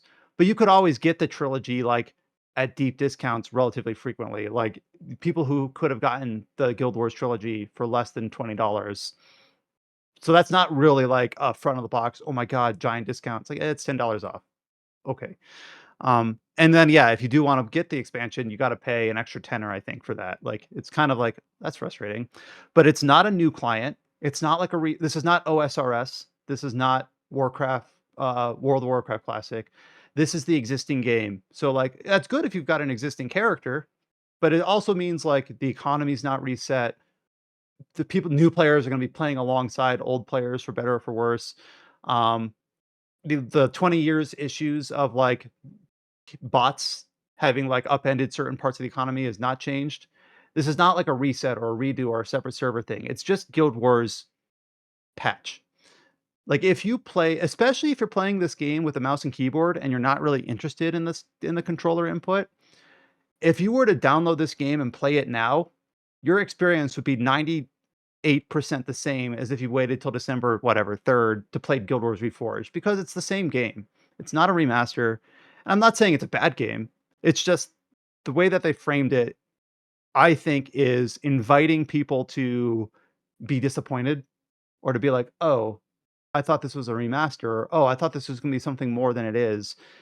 Because the game already had, like, beta Steam input, and now it's coming out of beta, and it's official, and they've done some work, like, they've updated the UI to have, like, controller input icons and things like that. Walk next to something, it'll show whatever your confirm button on your controller is to pick up the item. Like, that's not something it ever had before because it never had official controller support, before. So that's, like, new, and it's updated the UI to have, like, bigger font and be more, like, usable with the controller.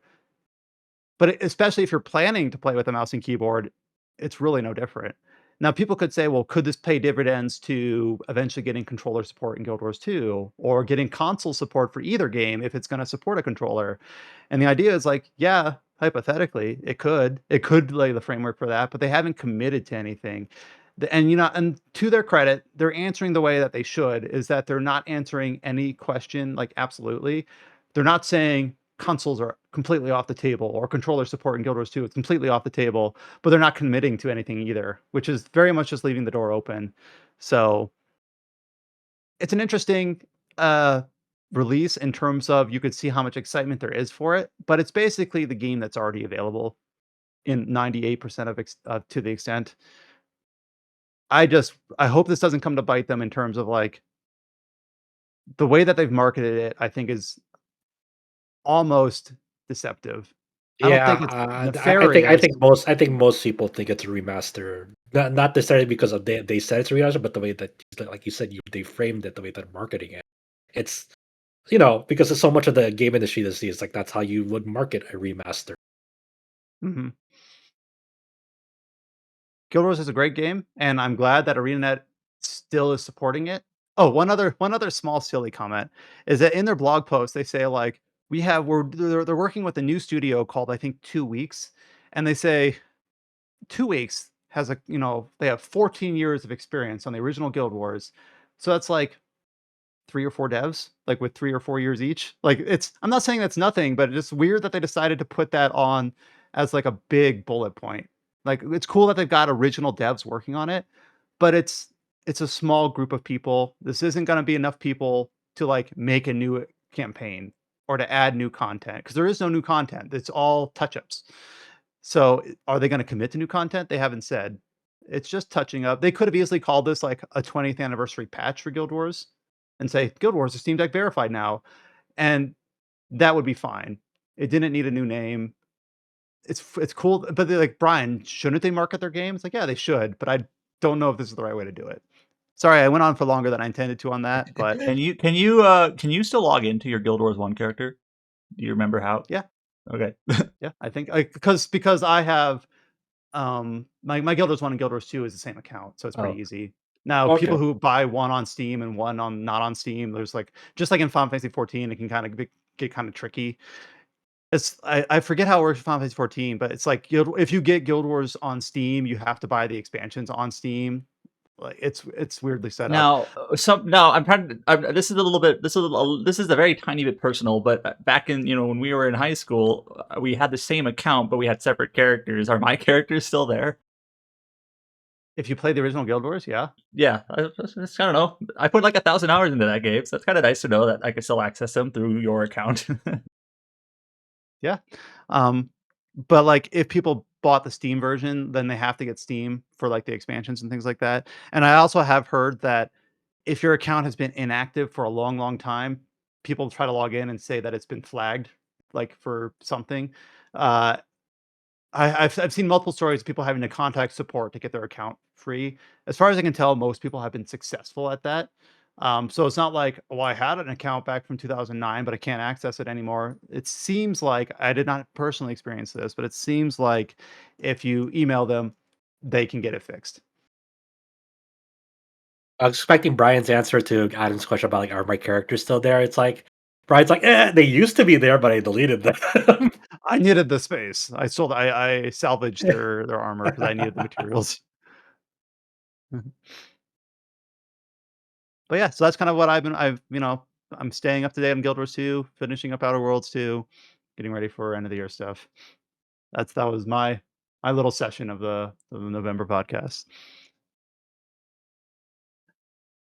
The next thing we have listed, which I know we're kind of taking this pretty casually, is that I believe you and Mikhail, Josh, have played another new release from November, not explicitly an RPG, but we have time to talk about it here, called Birdcage. Yeah, I spoke about this a little bit at the Steam Next Fest demo that I played. It's a shmup by development studio Polygon Bird. I believe it is their first project. Um, and it was a pretty interesting shmup in terms of like its visual aesthetic and music. It's very sort of like a surreal looking shmup where it's deliberately tried to have like almost like a CRT-ish filter, very sort of like after images whenever you move. It's very, I don't know, the best way I could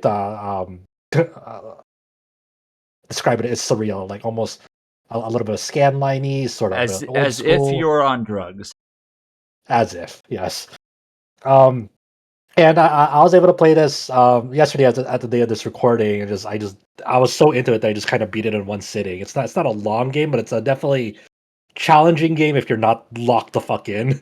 Um, and I really really like this game. I think it definitely has its share of faults and like issues, but in general, I think it's a well constructed game. Like the whole shtick of it in the shmup space is that sure you have your wide shot and narrow shot modes for your basic attack, and the narrow shot that deliberately makes your ship move slower, so like you can navigate through bullet hell fields in a more precise way. Just a staple of the genre for definitely some um, section of shmups. But the gimmick to it is that your ship has a secondary like firing mode, where you can hold down like the left, I think is the left trigger, uh, to manifest a sword that you can swing around with the right stick.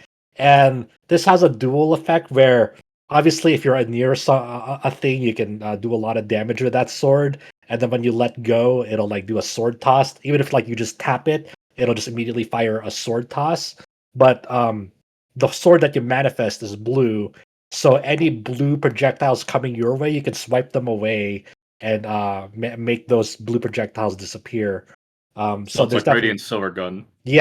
a little bit like Radiant Silver Gun. There's definitely aspects about it that are many aspects about it that differentiate it from Radiant Silver Gun, but that specific element is definitely inspired by it.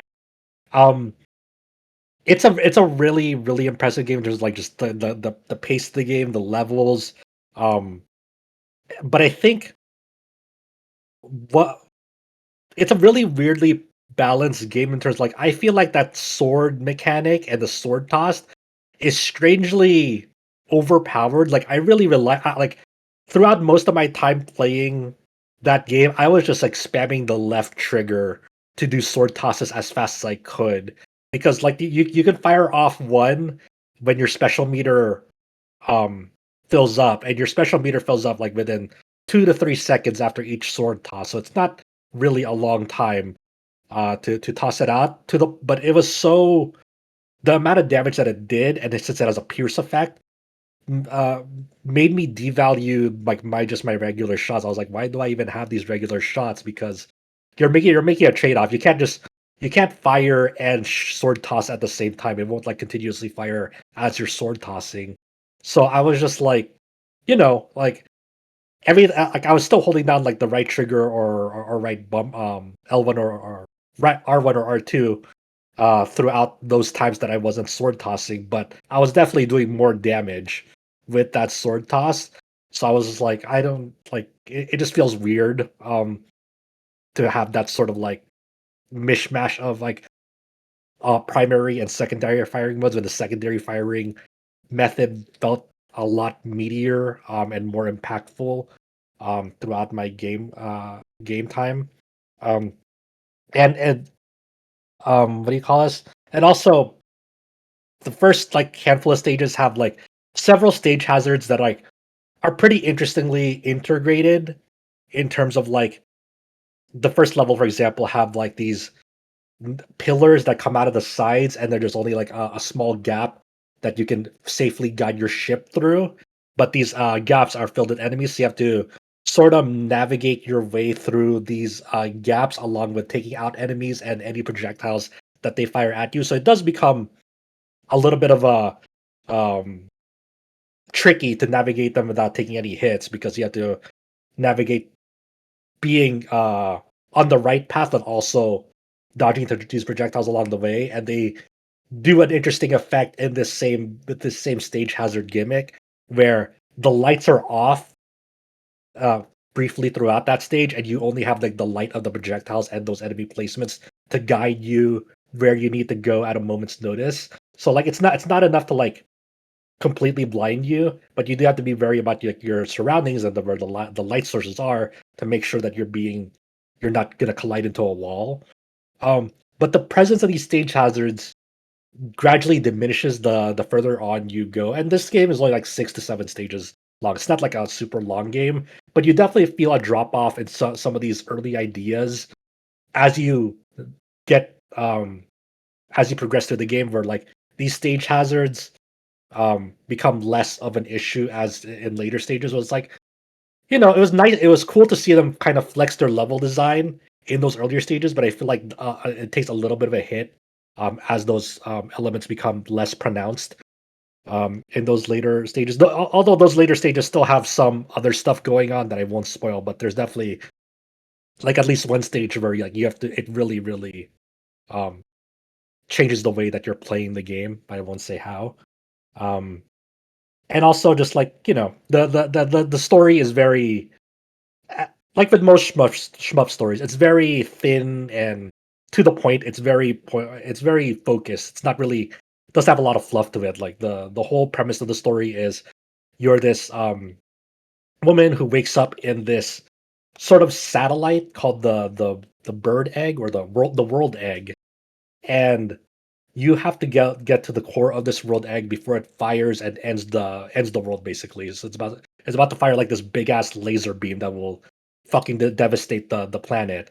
So you start learning about who this person is along the way through the boss interactions, and the character interactions are very brief, and they're done like through Metal Gear Solid Codex style, the way that they're presented with the talking portraits and the dialogue and so forth. So it's very um obviously paying homage to that game in that aspect, but it's very, it's not a very complicated story. It's very um direct and to the point about it.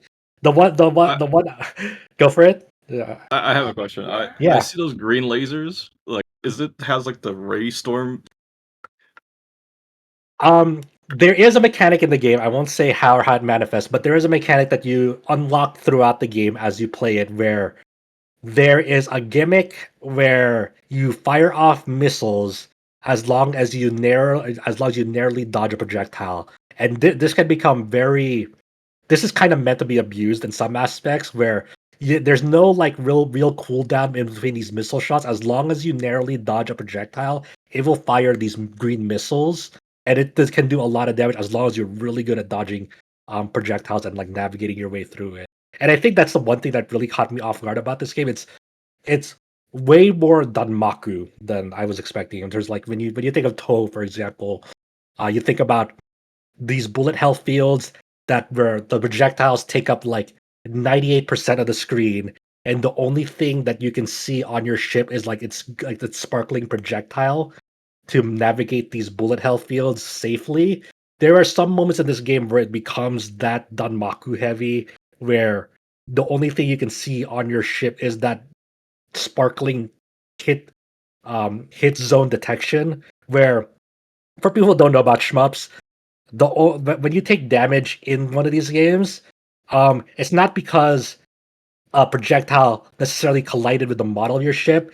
There's usually 1 or 2 pixels on your ship in which it's the active hitbox, where if an enemy projectile hits that pixel, you will take damage. If it hits like your sides, or like like any of the wings, those don't get that doesn't matter. The only thing that matters is that those 1 or 2 pixels on that ship, and if you just navigate that pixel around projectiles, never making contact, you are totally fine. Um, so at certain parts of this game, you'll have an ocean of projectiles that you have to navigate through, and the only thing you're worried about is like making sure that one pixel doesn't collide with any of those projectiles. And I wasn't expecting it out of this kind of game. I thought it was going to be more, fast and frenetic. But there are definitely points in this game where it's deliberately slowing down to the projectile speed of your enemies because the whole field is filled with those projectiles. So it'd be unnavigable if they weren't as slow as they were because they're already an ocean of them. So So it's that's definitely always fun. confirmed that it is. They told me that they've specifically had it slowed down by design, Oh just yeah, like for the sure. older games.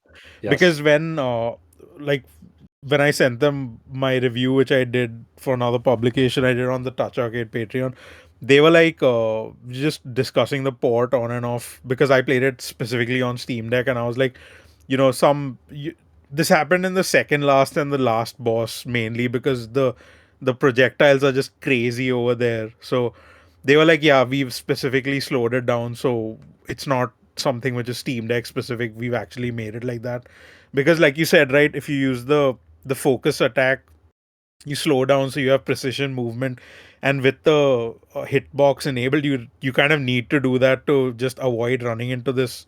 So yeah, it is a design decision, and I feel like the whole aesthetic of the game is like so 90s in the best Yeah. way possible.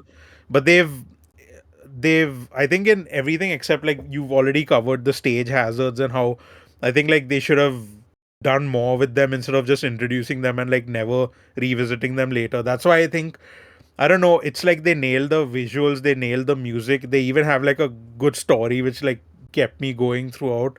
But I feel like it would have benefited a lot from an early access period just so they'd have like some way to balance. But they can still do that. They said they're still working on it. They've already pushed out a few updates and they said this is not the end and all. I'm sure they'll do it because you have like a, obviously exaggerating and being reductive, but you have like say a 10 on 10 visual, 10 on 10 music, and then you have like gameplay which feels like it's 7 on 10. So while that's not specifically bad, it just sticks out more compared to everything else in the game. And the sword thing, I don't know, like I was initially kind of conflicted on it because like you said, right, you just hold the left trigger, it kind of auto aims to the closest enemy and it pierces through. I don't know how they'll adjust that because if they disable the auto aim, it'll become a lot harder because some stuff is designed around that. But this kind of sword mechanic it lends itself better to omnidirectional shmups, not like Birdcage is pretty vertically. It's a vertical shmup with you're just moving vertically for the most part, and also having an omnidirectional weapon kind of breaks the game in a way. So this is another place where I feel like a remix mode or something they could change with enemy placements for maybe a new difficulty or something like that. Because without getting into spoilers for the story or anything, this is like you don't only control one ship throughout the game. I feel like they can play around a lot with that and have it so that people who've already played it multiple times, like you said you finish it in one sitting. I've done a few runs already. Like they sent me a code like really early, so I've done a few, but I will happily like revisit it just to uh try out the other ship and replay the whole game with like different enemy placements and stuff like that. So I think they can really like elevate this into something amazing. I like it a lot and I would recommend it for people who are new to the genre, like Drainus, which is from Team Ladybug. But I don't know, just the balance just kind of sticks out a bit too much. But I believe in them; they'll fix it because everything else is so good. Yeah, I think I really like Drainus. I definitely I prefer that over this, but not that necessarily that there's a bad game or anything. I think there's an incredible game.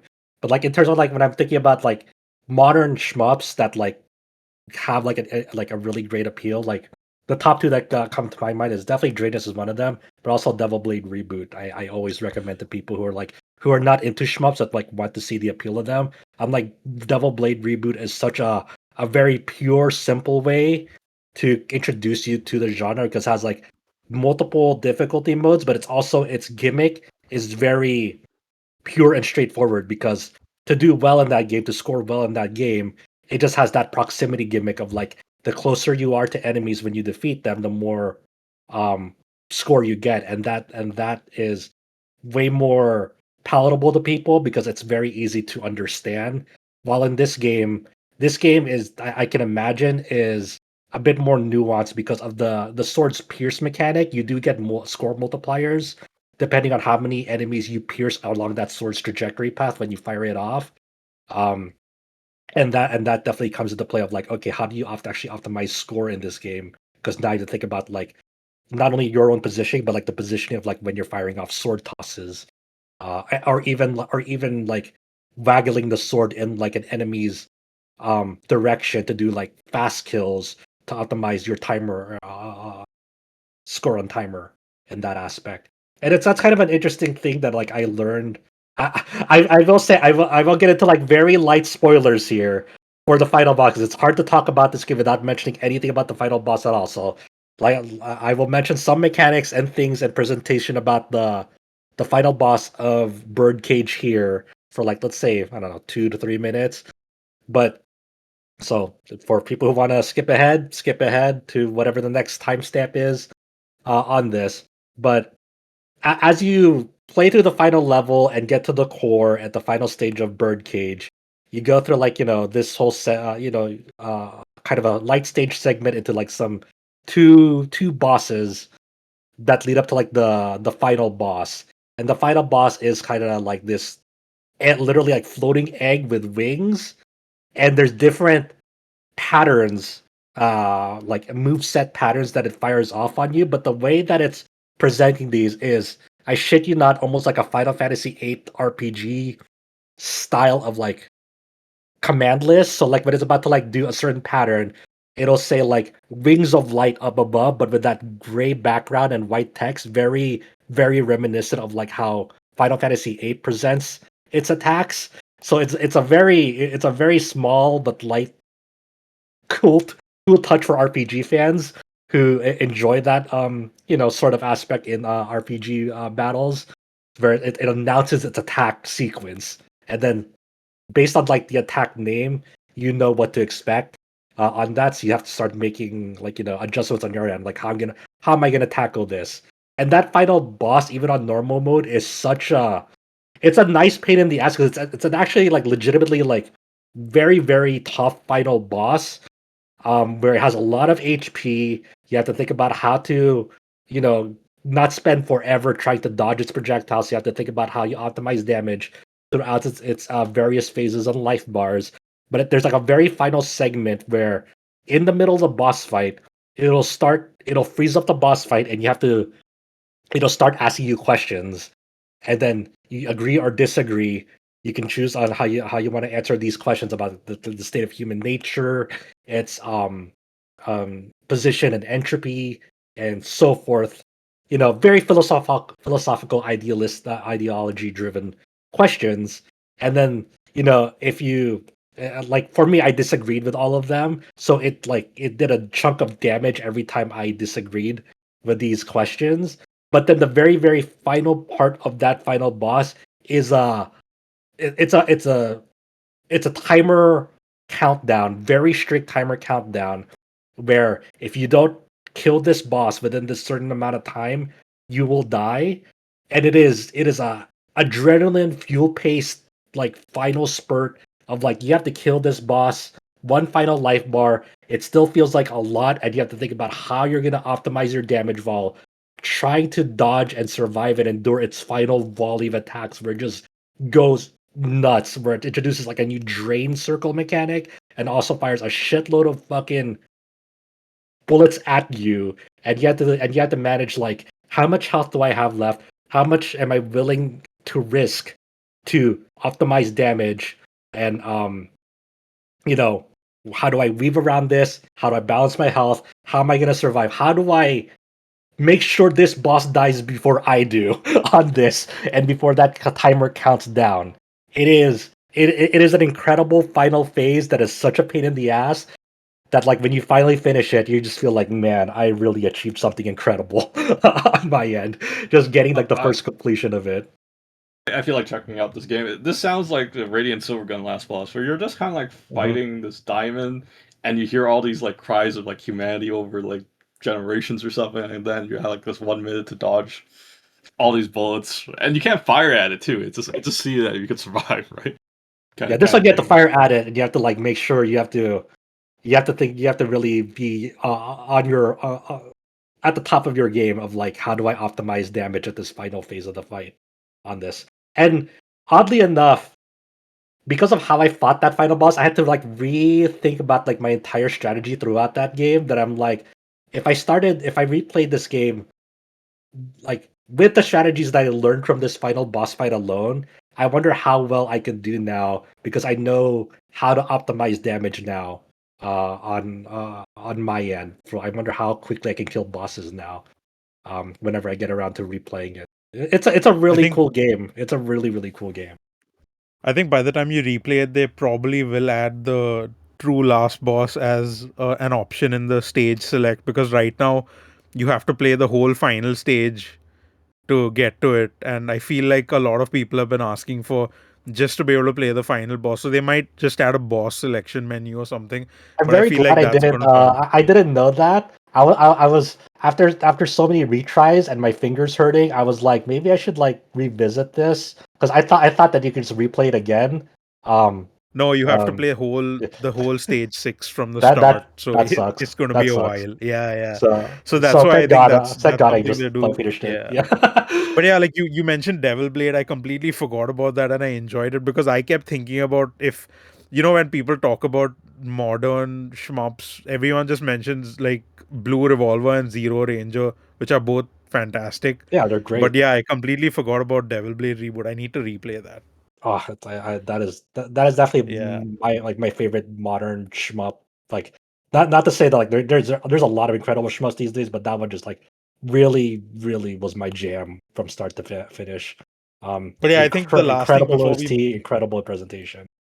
the last thing about shmups right now while we're on it is, I don't know if you played the Blue Revolver update, which they did, like both Chow and you, they did, he Yeah, did something like, what is it called, double impact or something, double right? Blue trigger Revolver. something. Yeah, Yeah, so that was like just amazing stuff, like just fantastic for a free yeah. update. So yeah. It's really good. Yeah, I was very glad that I got that update. That is also an incredible, just like it feels like a new release because of that update. Yeah. It's amazing. Yeah, great stuff.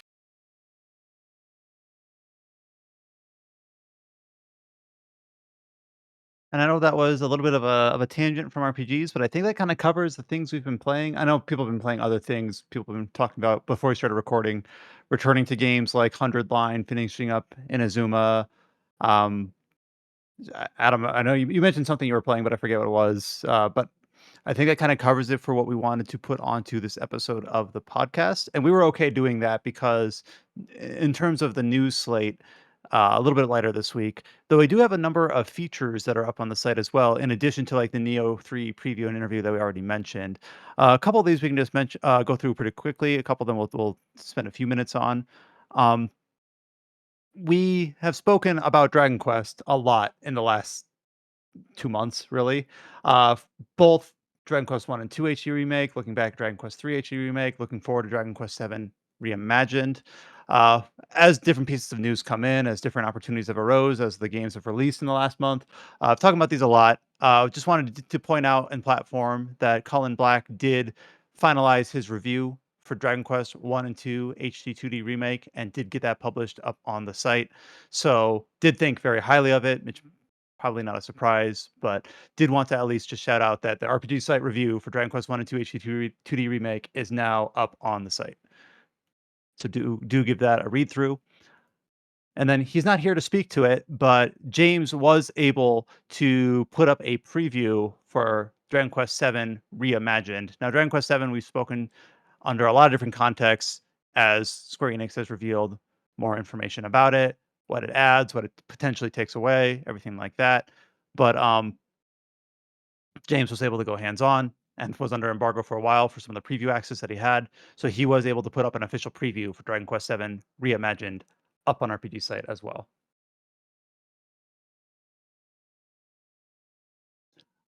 A few other quick article shout outs. This is a game that we've been talking about a few times that I know a few of us have on our short lists, whether for this year or just catching up next year. Demonschool, the game that has been kind of nearing completion for a while. most recently pushed back its release date to November to get out of the way of Hollow Knight Silksong. Finally did release. We had Paul able to look at Demonschool and was able to review it. And he did think very, very highly of it. He scored it very well. He loved the OST. He loved the art style. He said it felt very nostalgic from games from his youth. He loved the conversations, the characters. He thought it was very challenging. So a game that's definitely on my list. I have no like conceptions that I'm going to be able to play it like this month, but definitely something that I could see booting up for me next year, just because word of mouth for it has seemed pretty good, especially from our contributors.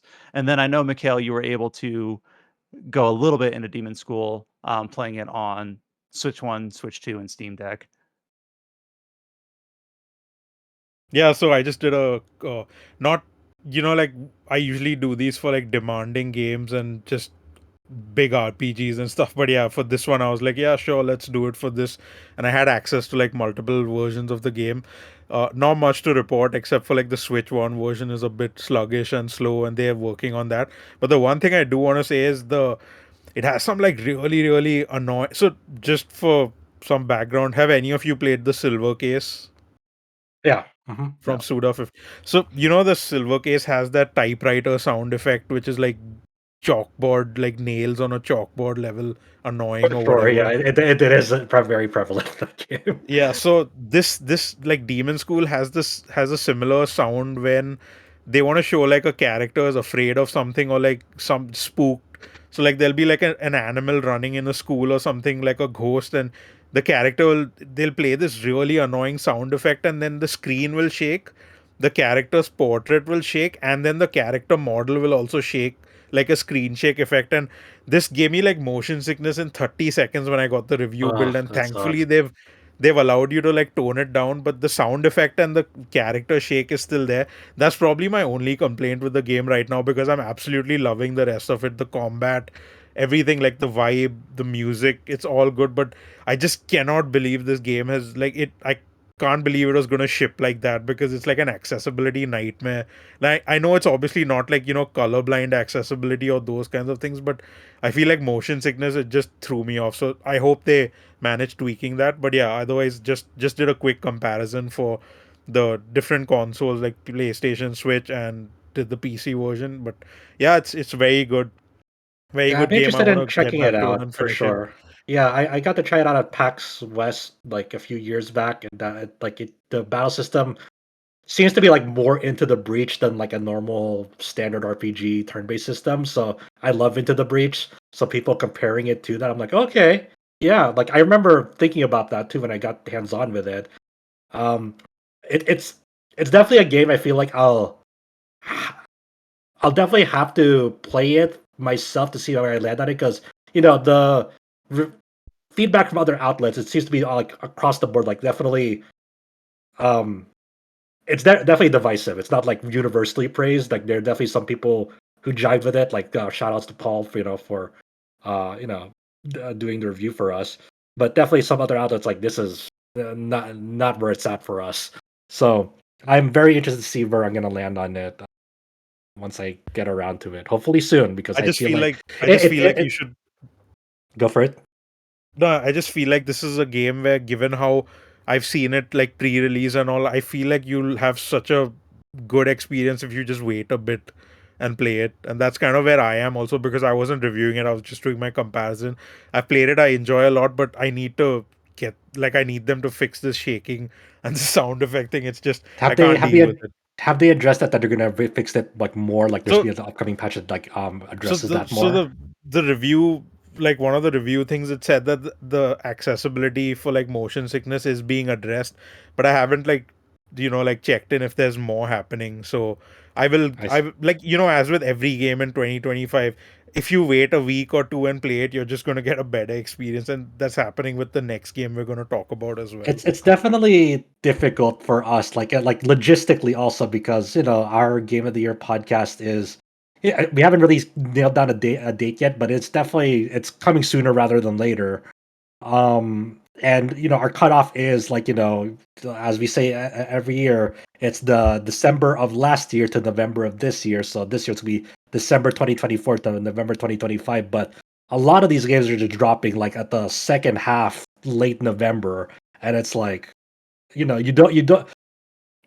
It's weird for us because we don't want to exclude them because we don't think they're good or anything. It's just because a lot of us don't have the time to get to them for where we are at right now. So, and they technically won't be eligible for next year whenever we um do our next game of the year cast as well.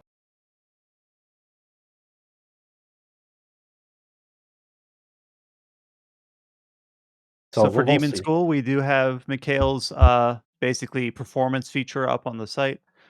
And I do see our big call out here at the bottom about the typewriter. And then of course Paul's review, his pretty glowing review, up on the site as well.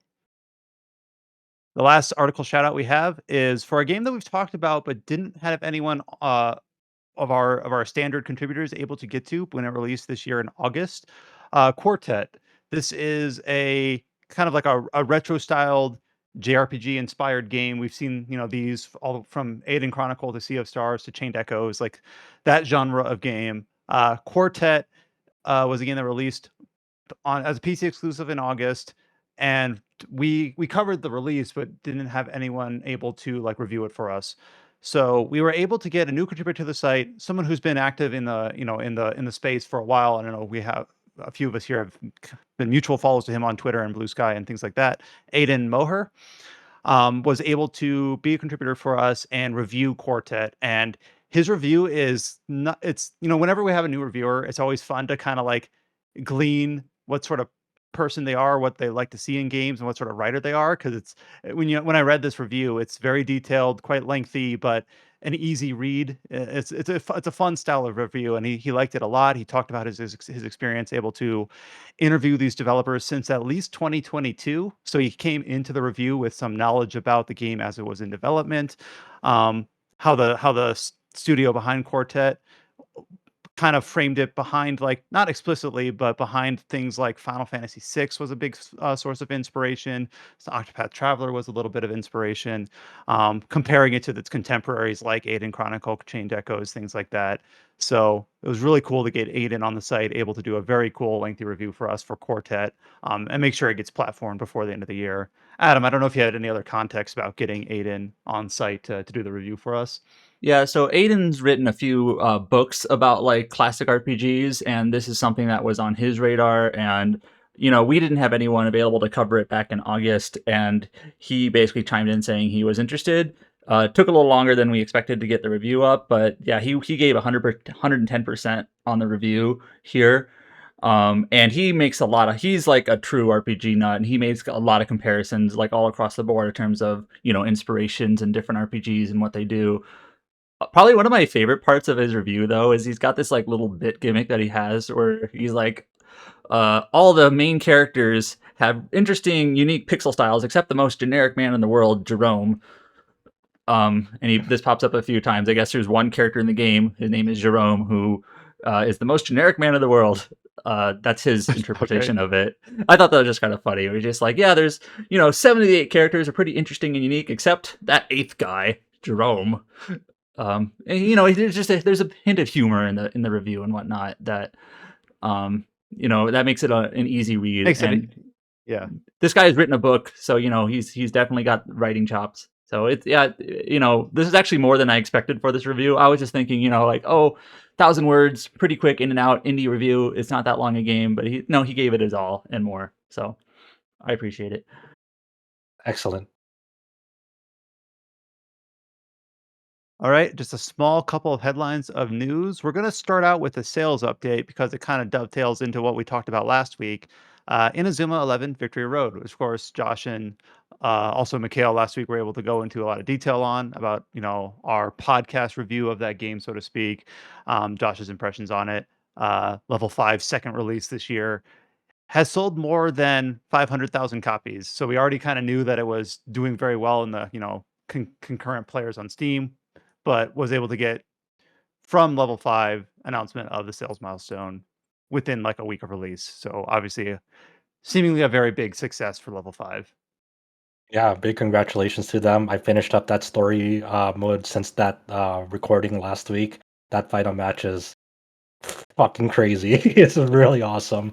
I do wonder if they're gonna have like a direct follow up for that game eventually down the road. Who knows? But like I said, I came to this game not knowing much about Inazuma 11, and I'm very impressed with what we got. Um, Level 5 has been very like the same with Fantasy Life I earlier this year. They've been very responsive with people's feedback on this. This game has already received like multiple patches and will receive more. Not necessarily because it's like a super buggy game. Like there's definitely some bugs in some spots, but in general, in terms of like try to respond to people's worries as much as they can, because I think they didn't anticipate a lot of how people would play this game.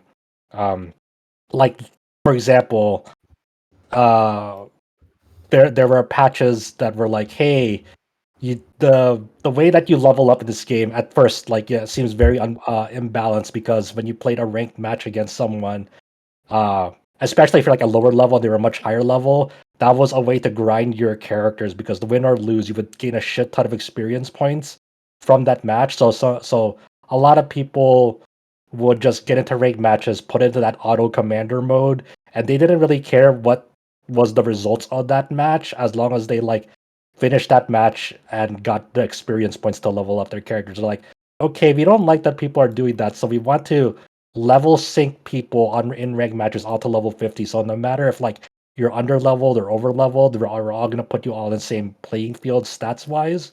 So it's a more even playing field. That's one out of many things that they're doing. Um, Another thing that they're considered, like they've already addressed but will implement in a later update, is like for the Chronicle mode. And I didn't get into this because I didn't touch it last week, but Chronicle mode is basically a very comprehensive, extensive, separate mode where it recaps the matches of every single Inazuma 11 property prior to this game. It's not even done. They're gonna add like, I think, Galaxy, Orion, and Aries, which are all different in Inazuma 11 entries. I think some of them are anime. I think one of them was maybe a game. I'm trying to remember, but I know most of them are anime. But those those teams and those matches aren't yet in the game. They're going to be added in future updates. I think the first one's coming like in late December, and that's already like on top of like, you know, a Chronicle mode that's like easily 50 to 60 plus hours, because it has like a lot of other games in there. But they're basically abridged versions of those games where you get to relive and replay those matches, though you don't necessarily get the story um behind the scenes of like what happens in those games. You only get like a pre-match character interaction with your opposition, and then you do things in that match that historically align with what happened in that match. And then like after you win that match, you get like a post-match interaction with that team.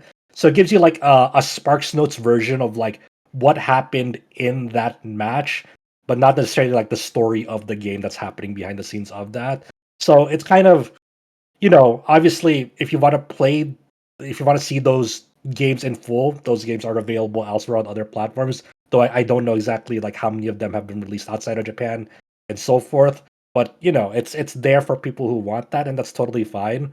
But the way you proceed in that Chronicle mode is, first it's that historical story batch of like you play with a set team from that game, and you reenact what happens in the duration of that match that corresponds to what happened in the game. So like for example, one of those characters might feel downtrodden and they need motivation to like, spark something or have an idea to unleash a special move in that match. So you have to like, maybe one of the objectives in that first story match is like shoot a goal with them, and after you do that sub objective, it'll go to like a story scene in that match, and then you continue the match, and then you kind of go through the motions until you finish that match. It's pretty quick and straightforward and to the point. But then in order to proceed to the next match in Chronicle mode, you have to do that same match again, but with your own team, to unlock the next stage node. And that and that definitely gets tedious, Repetitive. especially it's it, Kind of it, did. it gets tedious because like let's say you have like a team that's like super high level, it'll still somewhat reduce your level, the like let's say by level 80 team down to like a level 22 or 25 team against like a team that's like maybe level 10 to 16. Like you're still overpowering them in stats and levels. So what this does that does in this uh match against them is like I score 1 or 2 goals, and then I just try to like just pass the football back and forth at the side across the field to just run the timer down, because I don't really have any need left to like do anything in that match, and I have a score lead. So now I'm just trying to run down the clock as fast as possible to finish that match and unlock the next node as fast as possible. And that doesn't feel good. That doesn't feel like, a great way to like unlock the next thing that you need to do in chronicle mode to progress. So they're like, okay, they understand that like that's a big sticking point for people at the moment. So like in the next update or two, they want to uh make that process less tedious, whether it's like maybe instantly ending the match after like you score 4 goals or something, like a 4 point lead or something. Which would definitely help. Like it still incentivizes you playing that match, but maybe not necessarily waiting out that the entirety of that match when your victory is all but assured already.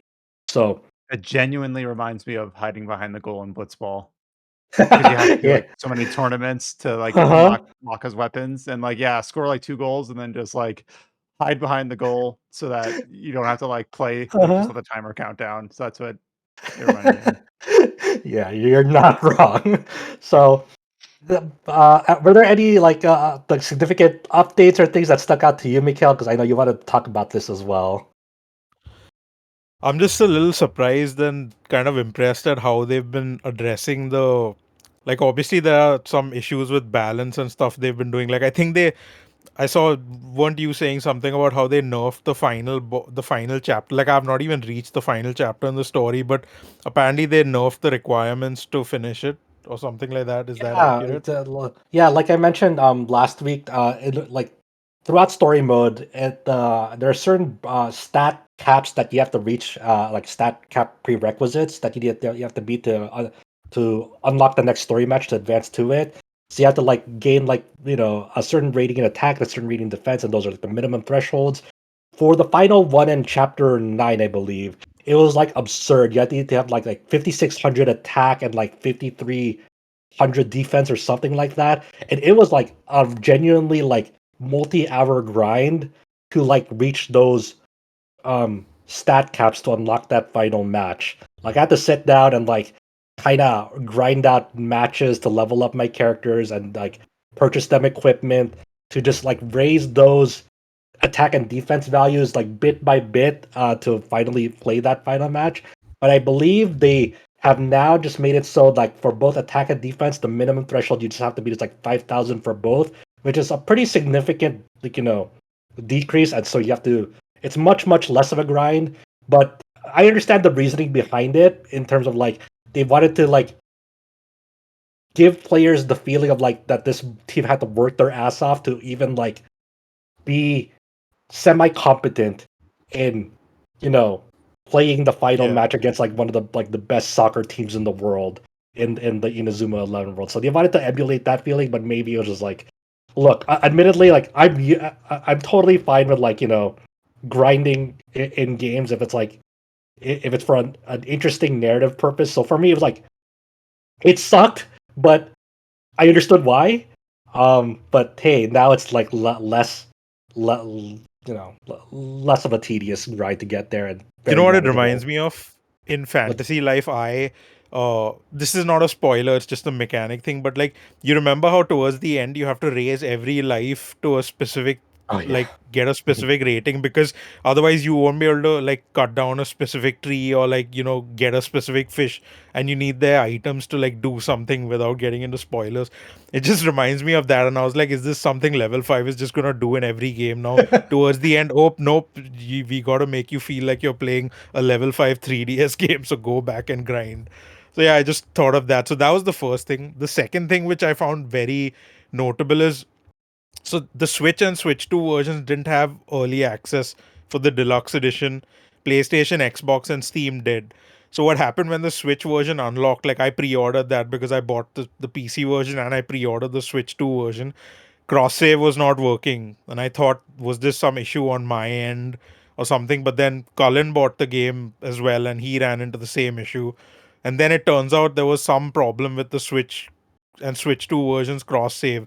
Now, Nintendo certification takes very long. Like, I've run into this with so many games post Switch 2 launch where it's even worse than it was before, to the point where like I've had stuff like the Mortal Kombat Legacy Collection, which just launched.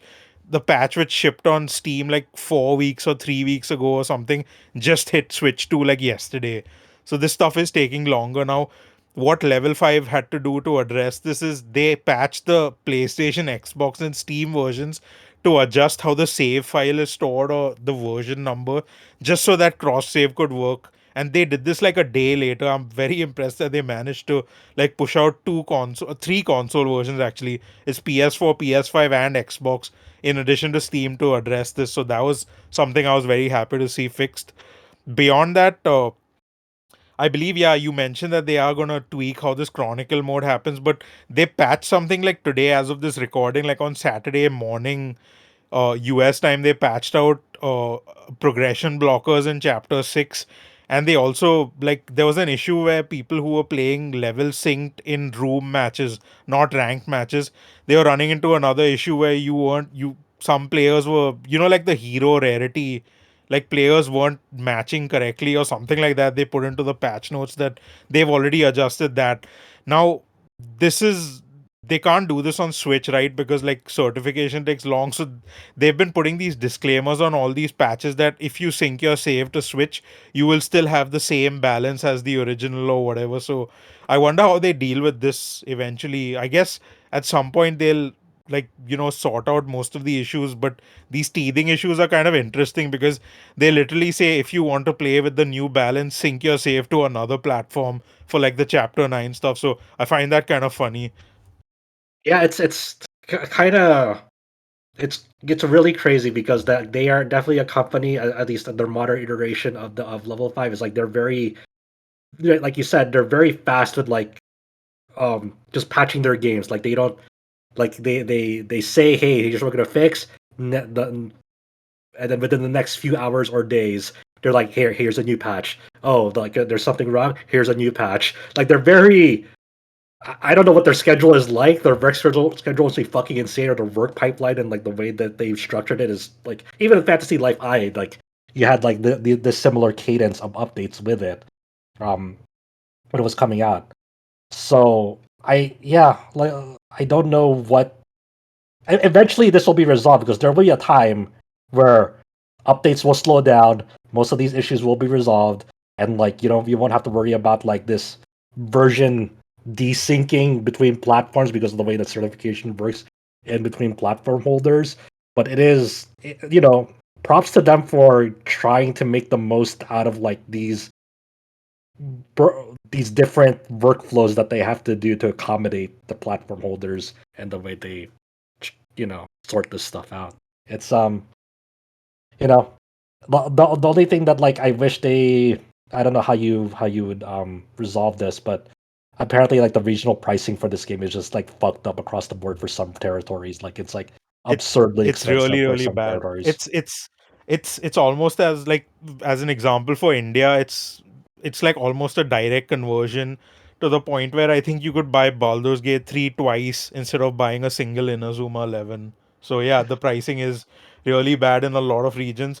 And I don't know if you've noticed this, but Fantasy Life I has yet to go on sale like at all on any platform. Yeah, I did. I haven't. I did notice that it hasn't gone on sale once. Maybe during the holiday. I don't know. Maybe it's just like Yeah, but like there's literally nothing. I think at one point it was cheaper for people to like import the physical from Japan because it has English on both the PS5 and Switch 2, and pay the import fees than buy it digitally. So like I mean obviously we know Fantasy Life I did really well for them, but like I feel like you know what they might do? They're doing the DLC, right? Like it's supposed to come out in a few weeks. They said winter, or I don't remember if they gave us a December date, but I feel like they might do something with that because that would be a good time. Yeah, and it'd be I a will very probably get back opportune to the time. game for that. But Yeah. like, to be honest, like when both of us played Fantasy Life, I had obviously played the 3DS game before, so I was ready to get my mind blown, and it was blown. But when they announced Inazuma 11 is $70, like I just did not even question that it would not be worth it. Like I knew they would do something, and I think I'm about 15 or 16 hours played across all the modes. I didn't play much of it this week, but even so far, it's like absolutely worth it. Like they've killed it. So I can't wait to play more of it next week. Yeah, yeah. It's we'll see. Well, like maybe level 5 just sees themselves as Nintendo. No sales for our fucking games at all until like maybe holiday if we're lucky. It's like a 10% off. Maybe they just see themselves as Nintendo now.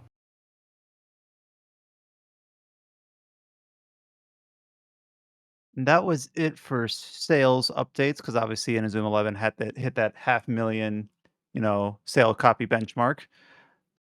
In terms of announcements this week, this is not something I think we were expecting. We have talked, of course, relatively recently about the Tales series being remastered. Recently, the Tales of Zilla remaster released, and then the devs were on record saying that they're working on the sequel, Zilla 2. So, unless I'm missing something, I don't think we were expecting another announcement, though we do know that the remaster project was going to continue to hopefully Abyss, Legendia, Zestiria, something. But we got an announcement instead this week of Tales of Berseria Remastered, launching next year in late February for PlayStation 5, Switch, Xbox Series, and PC. So, Adam, what do you think about Tales of Berseria getting a remaster next year? I think when we were talking about Zilla 2, like 2 weeks ago or whenever it was, I think I even made a comment like, they're not going to do Zestiria, right? Like, that game is pretty much already on modern platforms. It's Steam and PS4. Like, you can play that on PC and PS5. Like, I feel like a remaster of Zestiria would be a waste. They should go back in time, like, to the PS2 era or the GameCube era, maybe, and do Abyss or Legendia. I'm pretty sure I said that. I think we even mentioned like maybe one of the Vita games, right? Like go backwards in time. And nope, they did not do that. They went with Berseria, which is yeah, okay. To be as generous as possible, that game is like almost 10 years old. In Japan, it did come out on PS3 and PS4. So like it's not a new game, but also just the modern versions of it you can play on like PS5. Like you can buy it on a PS4 and you can play it. There's a PC version. I don't know. It feels almost like a waste. Like I would have definitely have preferred remastering a game that is not available on modern platforms because I think that's one of the biggest value like Tales advantages pitches. to like having a remaster is hey, this game is not available on modern platforms. Let's make it available. And that's not really the case with Berseria. Yes, I know there's always room for improvement. They can maybe support higher frame rates or better resolutions or whatever. But like I don't know, it kind of feels like a waste to me. And that's not even getting into the quality of the game itself, which I think is fine. I think it's better than Zestiria, which I think is one of the worst games in the series. But I don't know. I'm not really looking forward to replaying it. For some devil's advocates that because this has been a topic in our Discord and on social media about this area being the second most recent Tales game, but being remastered, uh, for like being charitable. It allows them to get a release out relatively quickly because we don't know like the amount of extent because they might be working on other ones. We just don't know. Um, Berseria is not available on PC in Japan or doesn't support Japanese voices, so this could be a way to account for that. I think it does I was support trying to think of Japanese voices, but not Japanese text. I might be oh, wrong. okay. I know that it has Japanese voices, but they also kept a censorship issue with the game. Yeah. Kind So of funny. opening scene was changed in the original release from Japanese to the Western release back in 2017, and in the remaster, all versions of the game will have the altered scene for better or Yeah, for worse. So that yeah. that is what it is. It sucks. But It sucks. that's the decision they made. It could have been like a Um, toggle or something. I don't yeah. know. It's just I mean, that's kind of like a pride product of like, hey, it's an international release, and I'm sure there'll be like a number of territories where like it's maybe borderline illegal, if not straight out illegal, to have a scene like that in. I guess. But I'm looking over the Berseria Steam page right now, and it did have Japanese audio, but you were correct that it does not have Japanese interface or Japanese subtitles in the PC version of Berseria at the Okay, good moment. clarification. Yeah. Yeah. And I'm not Uh, saying therefore it's a good idea. Just I was trying to say like, okay, what can they get out of this remaster? And it's a few things. A I few mean, yeah, I kind mean of it's yeah. okay in the sense that like you can bundle up all the DLC except probably the Idol Master ones, the other other IP stuff. But basically bundle up most of the DLC into like maybe a lower price point, and then like the quality of life is you have objective markers or something like they did the other Tales of games. Like there is merit to re-releasing this, like for sure. There is like being on Switch, but also not having a Switch 2 version kind of sucks. But maybe down the road. But yes, being on more platforms, readily available, fine. It's just one we definitely didn't expect a new Tales of Remaster announcement so soon after the release of Zillia 1. That's because of the how many months it took for Zillia 1 to get announced after the release of Graces F Remastered earlier this year. So definitely no one foresaw that. Two, hardly anyone, if anyone, foresaw that it'd be Berseria for sure, because like Adam mentioned, they've been on a good cadence of announcing Tales of remasters of specific titles that were locked to a specific system with Graces F and with Zillia 1. And They were that's not both even getting into the fact that Xillia 2 has not released yet. right. It hasn't even really been announced yet, technically. It's kind of been like soft announced. Like, yeah, we're doing it. Yeah, So exactly. I mean, it's most assuredly because there was mentioned that interview with Famitsu. So there's going to be more Tales of Remastered projects down the road. Hopefully, Zillia 2 is not the final one because we know they aren't doing every single one. So it's one of those things like, well, we kind of wish that like if there were like a limited number of slots for the Tales of Remaster project, we wish one of those slots wasn't Berseria, because there's so many deserving titles from the perspective of these titles are very restrictive in their availability, both in platform and in a lot of cases in the Tales of series, just not having any sort of official release outside of Japan. You know, um, so it's by the way, oh so the official Tales Japanese Twitter account retweeted something from like the Tales Museum account, which is like or wait, yes, sorry. And this is for like the series 30th anniversary, and it features certain characters on it. Let me post it here. So the characters that it features on this 30th anniversary art are Asbel, uh, the main character of Berseria. What's her name? Velvet. Velvet. I'm like, Violet doesn't sound right. It's not Violet. Velvet. It has Milla. It has Jude. It has Alphen from Arise, and it also has Luke. So some people are looking into that and being like, this proves that Abyss has to be next. I don't know if it actually proves that, but Luke is on the art. That's a funny image. That is a very peculiar image though, because it just that's very, Yeah. I don't know, coincidental, I guess, that it happens to have all the quote unquote remaster plus the newest Tales of Mainline plus the Abyss main character. They're like, hey, I'm here, I'm alive. I have also seen, of course, people joking about Alphen's on the art. So like, time for Tales of Arise remastered. There we go. Yes, that's the Tales of game that deserves it I the do have most. one funny other anecdote to tie together two things. So I was watching just some other videos and streamers talking about Guild Wars Reforged. I will tie this back in, I promise. And people saying this isn't a remaster. They're not like updoing any of the textures or assets or anything. And then in the comments are like, well, they just announced Tales of Berseria remastered, and that's just an upres. And I just thought it was a weird I confluence love of that. like two different way different games, but like they're calling one a remaster, so why isn't this a remaster? And I just thought that was like, huh, Yeah, okay. please don't read on that. Please answer this question. Why aren't you doing what Bandai Namco's doing, huh? And I think the thesis is that no matter how many times people will pretend that there's like very clear definitions for everything, there aren't. Like there's guidelines, sure. There's maybe consensus, but not a globally agreed to definition of remaster versus remake versus reimagining versus whatever. Even revision, internally, right? whatever. We always have to Yeah. think about like we have like a best like re-release, like remake slash remaster slash whatever category, and we have to set boundary lines, and we will have to again this year of like what counts as like a new enough release content wise to make it to like the quote unquote main list, and what counts as like a release that is whether it's a remake or remaster that's identical enough to its original game content wise to not qualify for that main list and instead be in this category instead. And we will, we're gonna have interesting Righto. discussions about Is a big that with this one. Like, there's obviously Dragon Quest I and II HD-2D Remaster. Where does that fall? Trails in Sky the first. Where does that fall? Like you said, Righto Remastered. Where does that fall? Like I don't want to preempt. I think those two are pretty clear, but Righto is an interesting one. We'll definitely be discussing that Well, one. Righto, For they even sure. call it a remaster, so it sounds like a remaster. There, to me. decision made. There you go.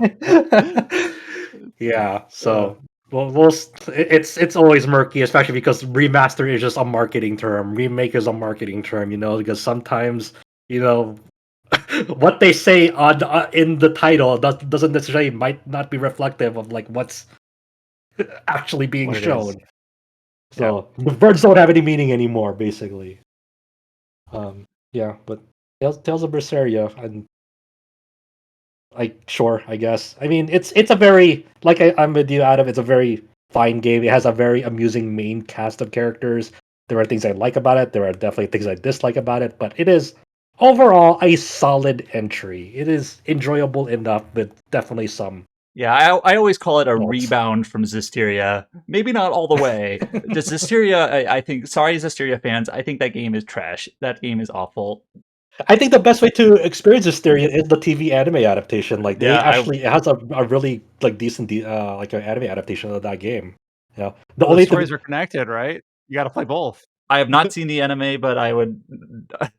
That bar is low if you were to tell me the anime is better. Like, yeah, probably. it also was like a weird anime adaptation because they like inserted like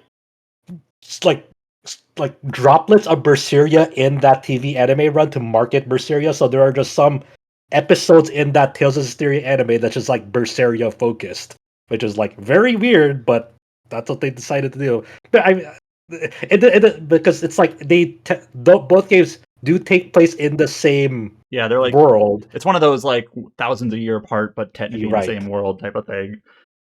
Yeah, and there's definitely some character relations in between both entries that like main party wise.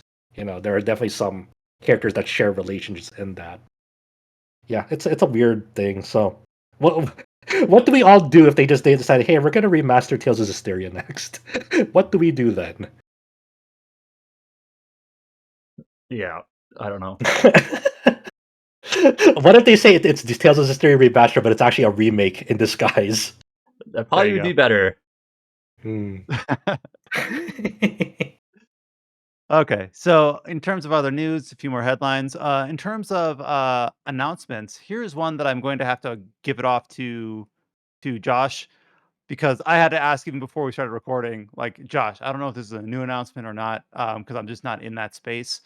I have seen on socials a lot of comparison and discussion about the announcement of Steins Gate Reboot releasing on Steam next year, and a lot of comparisons between this and previous versions of the game. Now, this is where I am not an authority, because I'm like, wasn't this game already remade, or it had an anime that got re-envisioned? Like, I don't remember like all of the context. So Steins Gate Reboot formally announced. We got some comparison CGs between that and the existing games. Josh, tee me up on what this is. Yeah, so Steins Gate Reboot is basically the second remake of Steins Gate. So Steins Gate, original visual novel, came out in Japan 2009, like late 2009. And then that was brought over to the West on PC, I believe in 2014, early 2014. And that that original visual novel had a very like certain look to it. Hugh was the character artist, very like had textured character designs, has a very very distinct look to it. Then they re-released Steins Gate as under the name Steins Gate Elite some years after that. And Steins Gate Elite was basically that same game, but instead of that distinct artwork from Huke, it instead replaced it with the TV anime scenes in that game. So instead of like that artwork, it's just the stills of the TV anime in it, which some people like, some people dislike. Personally, I prefer the original version, but that's what Steins Gate Elite was. Now, Steins Gate Zero was a follow-up game, a sequel, so it's an all-new game, but it was the direct sequel of Steins Gate. So that is a different game overall, just straight up follow-up sequel. Now, Steins Gate Reboot is, as it shows, is now another new re-release of that original Steins Gate game with all new artwork, and with the original character artist Hugh back for this upcoming release. So, but the English script and text, as people analyzed and pointed out, it seems to be taking from the Steins Gate Elite release, which did have like touch-ups to the English script compared to the original visual novel. So, basically just like it's a new remake of that game. I don't know why they're doing it. I think the original still holds up fairly well, and they should just like port that to more platforms. I don't know, but hey, they wanted their fancy new release remake with new artwork. Fine. They did some comparison shots of like the original release with this new release, and I'm not saying one or the other, but some of those comparison shots, I think the original kind of looks better overall, but that's just me. I don't know why they're Even doing though this. it's the same artist. I'm not really a visual novel person, but like, if let's just say 3 years from now, I'm like, I want to play Steins Gate, you would have to convince me why not just to start with the original Steins Gate. Like, why do reboot Yeah. first or Elite? Like, I'm looking at Steam right now. Like, okay, I can find Steins Gate. It came out in 2016, I guess, on Steam for $30. Like, and that version also has the highest reviews and the most reviews. Like, or I could play Elite. Like, I don't know. Like, if I had to choose between Steins Gate and Elite, like, why would I pick Elite? I would pick the original. And then, like, with the reboot, I don't know. Like, it's a visual novel. Like, I would want to go with the original, I think. Yeah, I Unless you think were told that the translation was Yeah, really unless bad or like the something. translation was like very completely awful. Like from what I can tell, there were touch ups, but like I don't know. It just seems like you'd have to convince me why not to go with the original. Yeah, the only like there is merit to this reboot in the sense that like, they are including like new story content in it. They says, hey, there'll be brand new scenarios and a new original scenario that expands the world story, and like that's always whenever remakes reboots do this, it's always like inherently on shaky ground, because like hopefully this is done well. It actually does like add something meaningful to the original foundation, because if it's just like something new for the sake of being new and does a disservice to that Genesis was there original, the whole time. yeah, Sorry. yeah, exactly. The original content, that it's like, what are we doing? What are we doing? So I don't know. It's cool that is potentially cool that this is happening. Hopefully, it's neat, and I'm sure. I'm sure in some fucked up way, this is also might lead to like a Steins Gate Zero reboot. Another remake for that game. I don't know. I don't know why they're doing this. So yeah, it's happening. It's coming out next year. I believe there were platforms that they were shown off. Like, I think it was like PlayStation, Switch, 2, and see. Oh, is it just Steam and the rest? Interesting. Okay. But yeah, there's like a small teaser video, and some screenshots of the character designs and comparison shots you can find on the site. Yeah, I don't know. Hopefully it's good. That's all I can. That's all I can really hope. It's like, hopefully it's good. I really like Steins Gate a lot. I just find the endless need of like re-releasing that original game in new forms instead of just like directly porting it like I just don't understand why they feel the need to like keep on making new versions instead of just like porting that original version.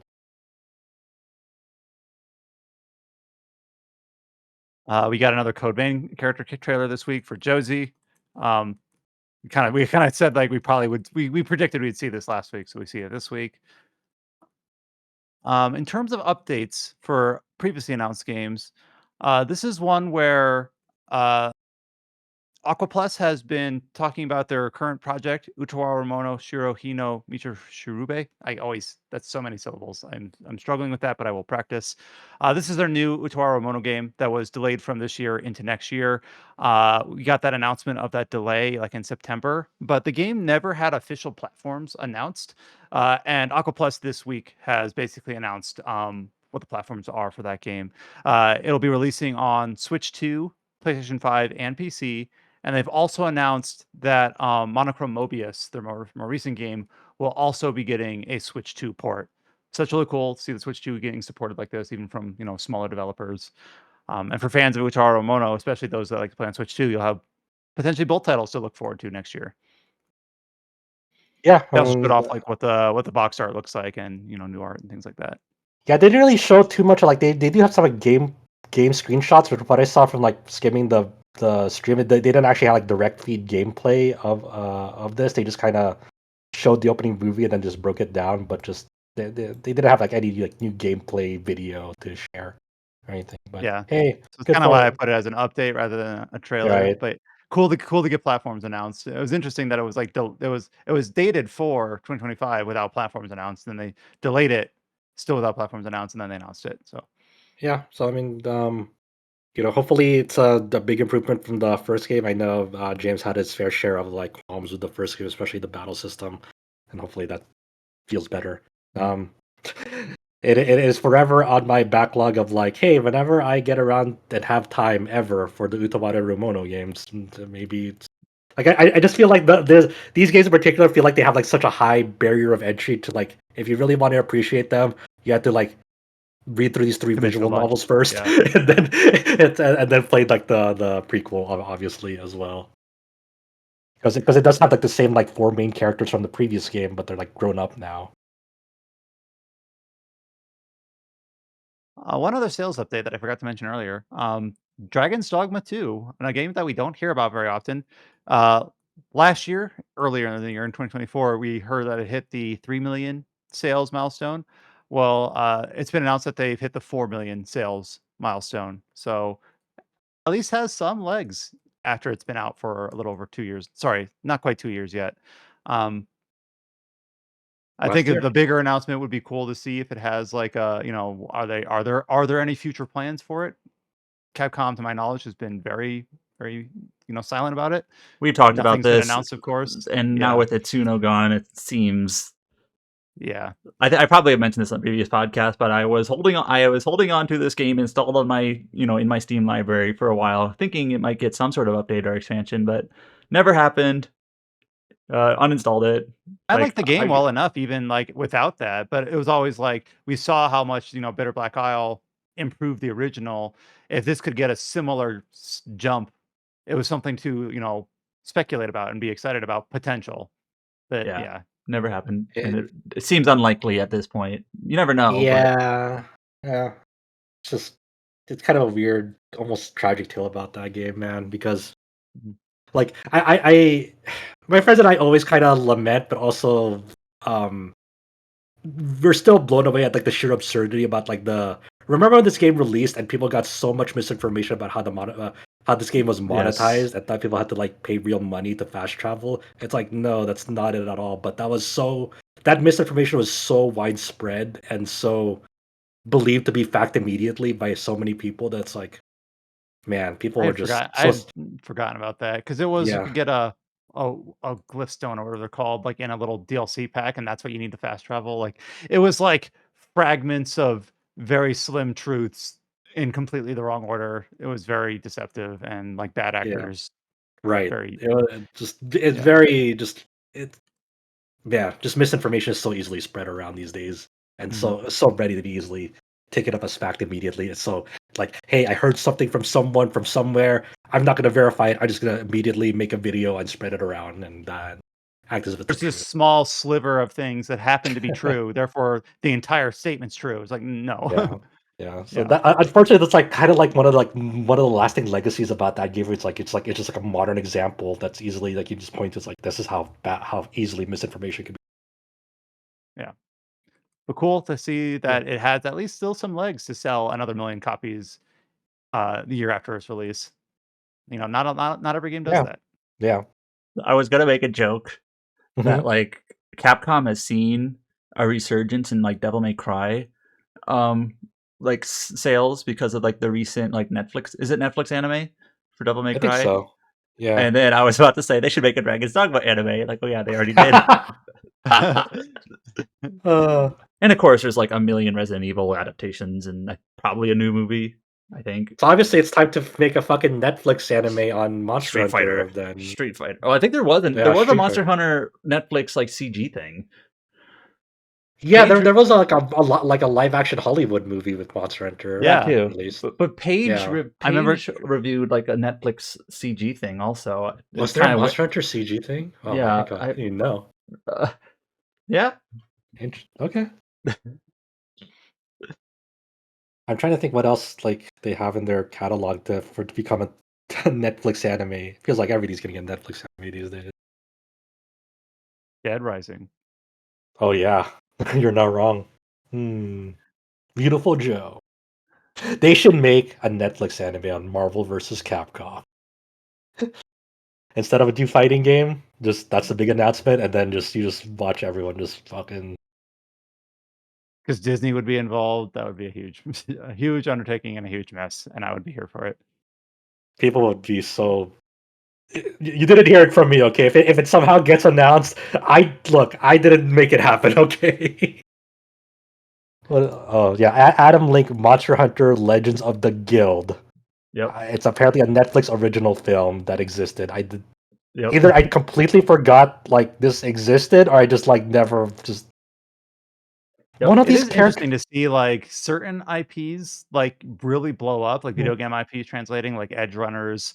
I'm sure you can name others, Arcane, things like that. But then there's others that you forget happened. Like, despite the popularity of the IP, as far as I can tell, the Nier anime never splashed. There was a Dragon Age anime, or at least anime style show animation. that never. There's never took off. a Splinter Cell show, like not that long ago. Yeah, that's right. That's right. I heard it was. There's a Noja TV anime going on right now. And it's fucking awesome. So hey, go play Noja. Go watch Noja. For the Scarlet Nexus anime that you reviewed like half Oh of. yeah, did happen. That's right. Yeah, it's just interesting to see like what really like explodes and what doesn't. There was an Onimusha Netflix anime.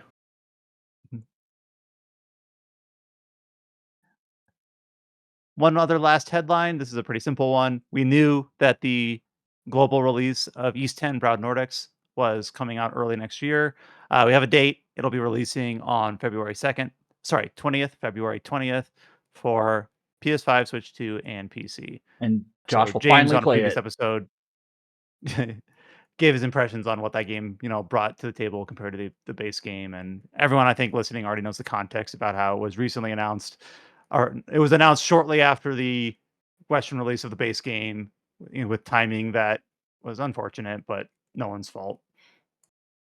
Yeah, well, if you haven't played East 10 yet, the better version, I shouldn't say better, the better version. The updated version, I have not a quality, I don't know, other than what James's impressions were. Will be releasing late February. You can say it's a better version. It's okay. I think it's just commonly universally accepted. But hey, I'll get to finally play East 10 then with this version because I never touched the. You never got to it at launch, and then once that was announced, you're like, well, might as well wait. Yes, I saved money. Yes, I seriously hope there's some upgrade program for people who did buy the base version of East 10 in the West and want to obviously play Proud Nordics. I think people who did get the base Western release of East 10 like deserve some sort of like updated program. Like, hey, get the Proud Nordics on like a deep discount or something. I think they should do that. somehow I think make them even a find a shallow way. discount would be like an olive branch of some sort. Yeah, it's But it feels bad, man. Like honestly, if yeah. I like for people who like bought East 10 for full price in the West on release day, like they will not let they will not live this down. So like you need to throw them a bone, man. Mhm. And that covers us for this episode of the Tetracast. Still ended up being 2.5 hours. That's how we roll. We will, even though it is a holiday weekend next week, we will have a regular episode because it'll be like a few days after the actual Thanksgiving, and still be recording it on the weekend. So we will have an episode of the Tetracast next week. I don't know what we'll cover. I'm sure it'll kind of feel similar to this one, where we'll just kind of go with depending on what people have played, what we talk about. And then we're into December and we're into Game of the Year territory. So we'll have all the details for you next week about when that all is going to come out. We But should look probably forward let the other to people yeah. know, like the other regulars know we're still recording next week because I don't know if they know and to tell them, hey, don't like force yourself to be on if you can't make it due to family plans too. Well, and yeah, and just kind of a reminder for everyone, like on this side, that Yeah, that's always the case. Whether it can be a yeah. random weekend in Because May, and if you have to, yeah, but we didn't know because we didn't know prior to like now, like that we were recording next week because yeah. it's still up in the air. Uh, to the best of my knowledge, we are, and we'll if for some reason that changes, we'll announce it on our socials. But I don't anticipate it. Of course, we have a lot of features up on the site that we talked about early in the podcast. The Nioh 3 preview and interview, of course, that we spent the first part of it on. Some Dragon Quest features, the 1 and 2 HD-2D remake, the reimagined preview, Demonschool review, Quartet review, all up on the site, rpgsite.net. Follow us on social media, search for RPG Space Site. You should be able to find us. Join our Discord, discord.gg/RPG site. If you listen to this podcast, leave us a like, leave us a rating. We'd love to see those. And we will be back next week with another episode of the Tetracast. So until you hear from us next time, stay safe, take care. We'll talk to you all later.